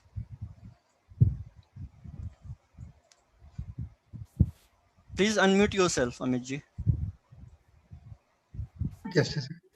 Do you want to explain me the process again? uh, just for the coming 4 days, the material downloading and how they will browse it, it has already been explained.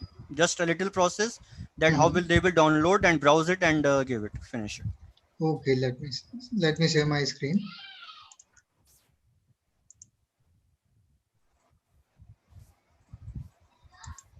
Is it visible? Yes, it is visible. Please Okay. follow the instruction. Please, all the participants, please follow the instructions. For any operations related to workshop, the most important thing is you must be logged in into the portal, right? And whenever you do the login, you will land it on dashboard page. From the dashboard page, you can select your workshop, right? At the workshop, if there is some kind of software or the practice data, that will be listed here in materials. Is that clear?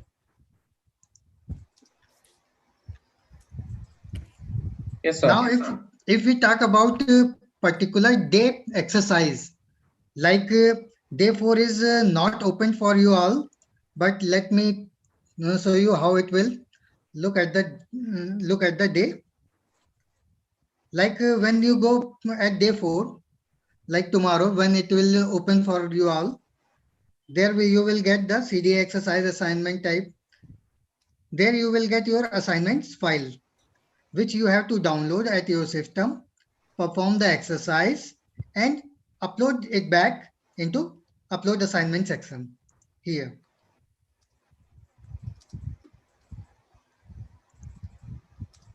I think it is clear.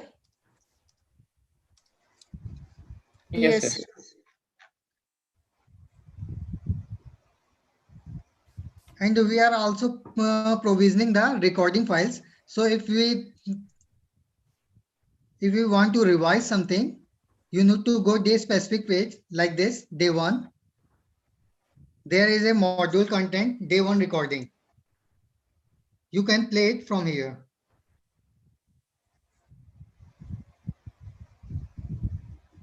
So currently we have 2 days recording available for day 1 and day 2.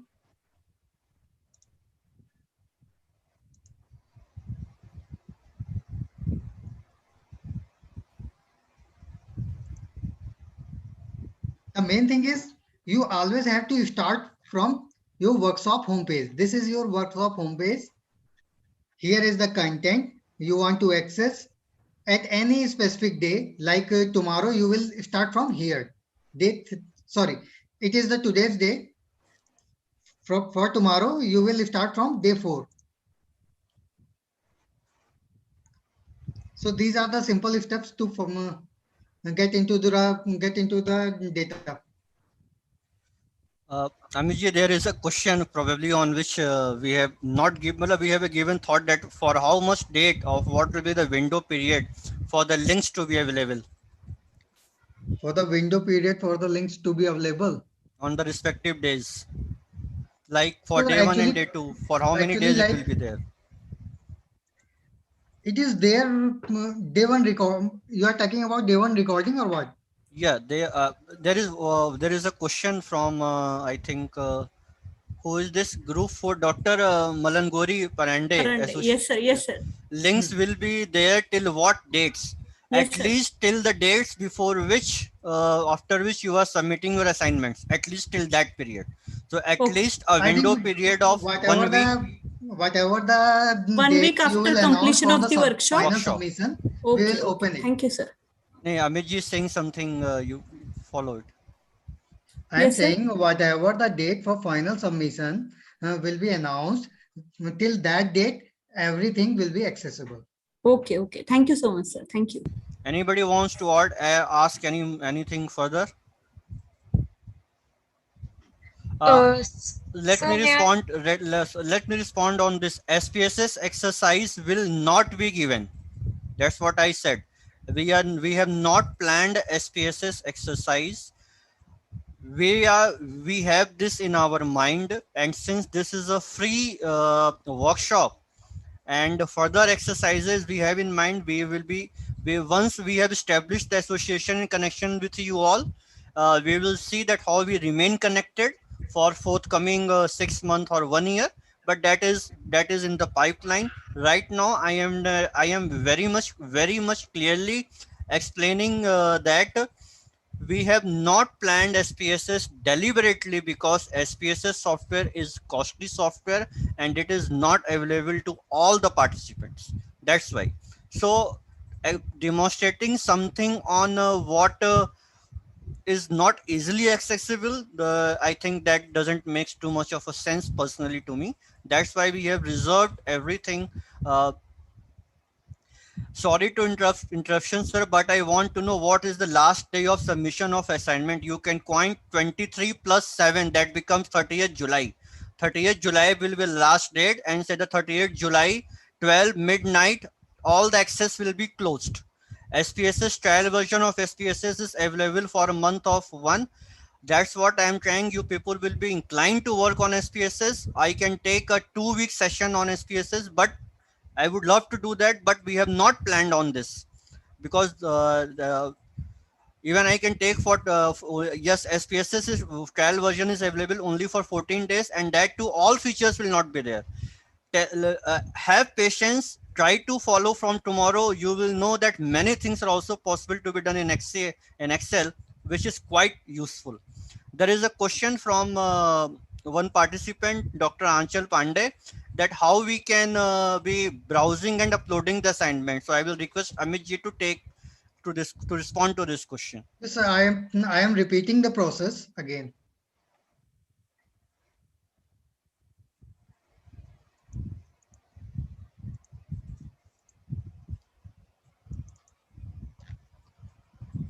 Let's take the example. I want to submit the assignment for day 4. So I need to go at course homepage after the login. Then I will select the day 4. Change करना पड़ेगा. Sorry. For the day 4, I need to download the exercise file which has been assigned.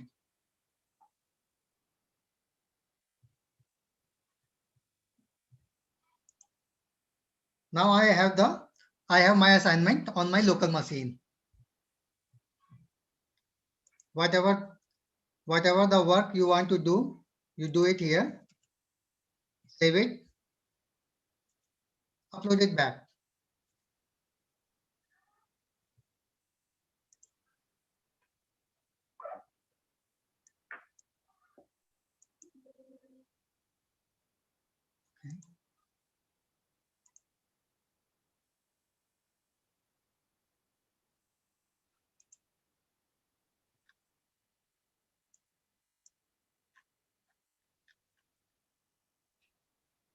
Now it is showing assignment successfully uploaded. You have an assignment awaiting approval. It means your assignment is submitted successfully, but is just pending for manual checking. Manual checking will be done by respected faculty. If you have any query or question, then you can use your comment section.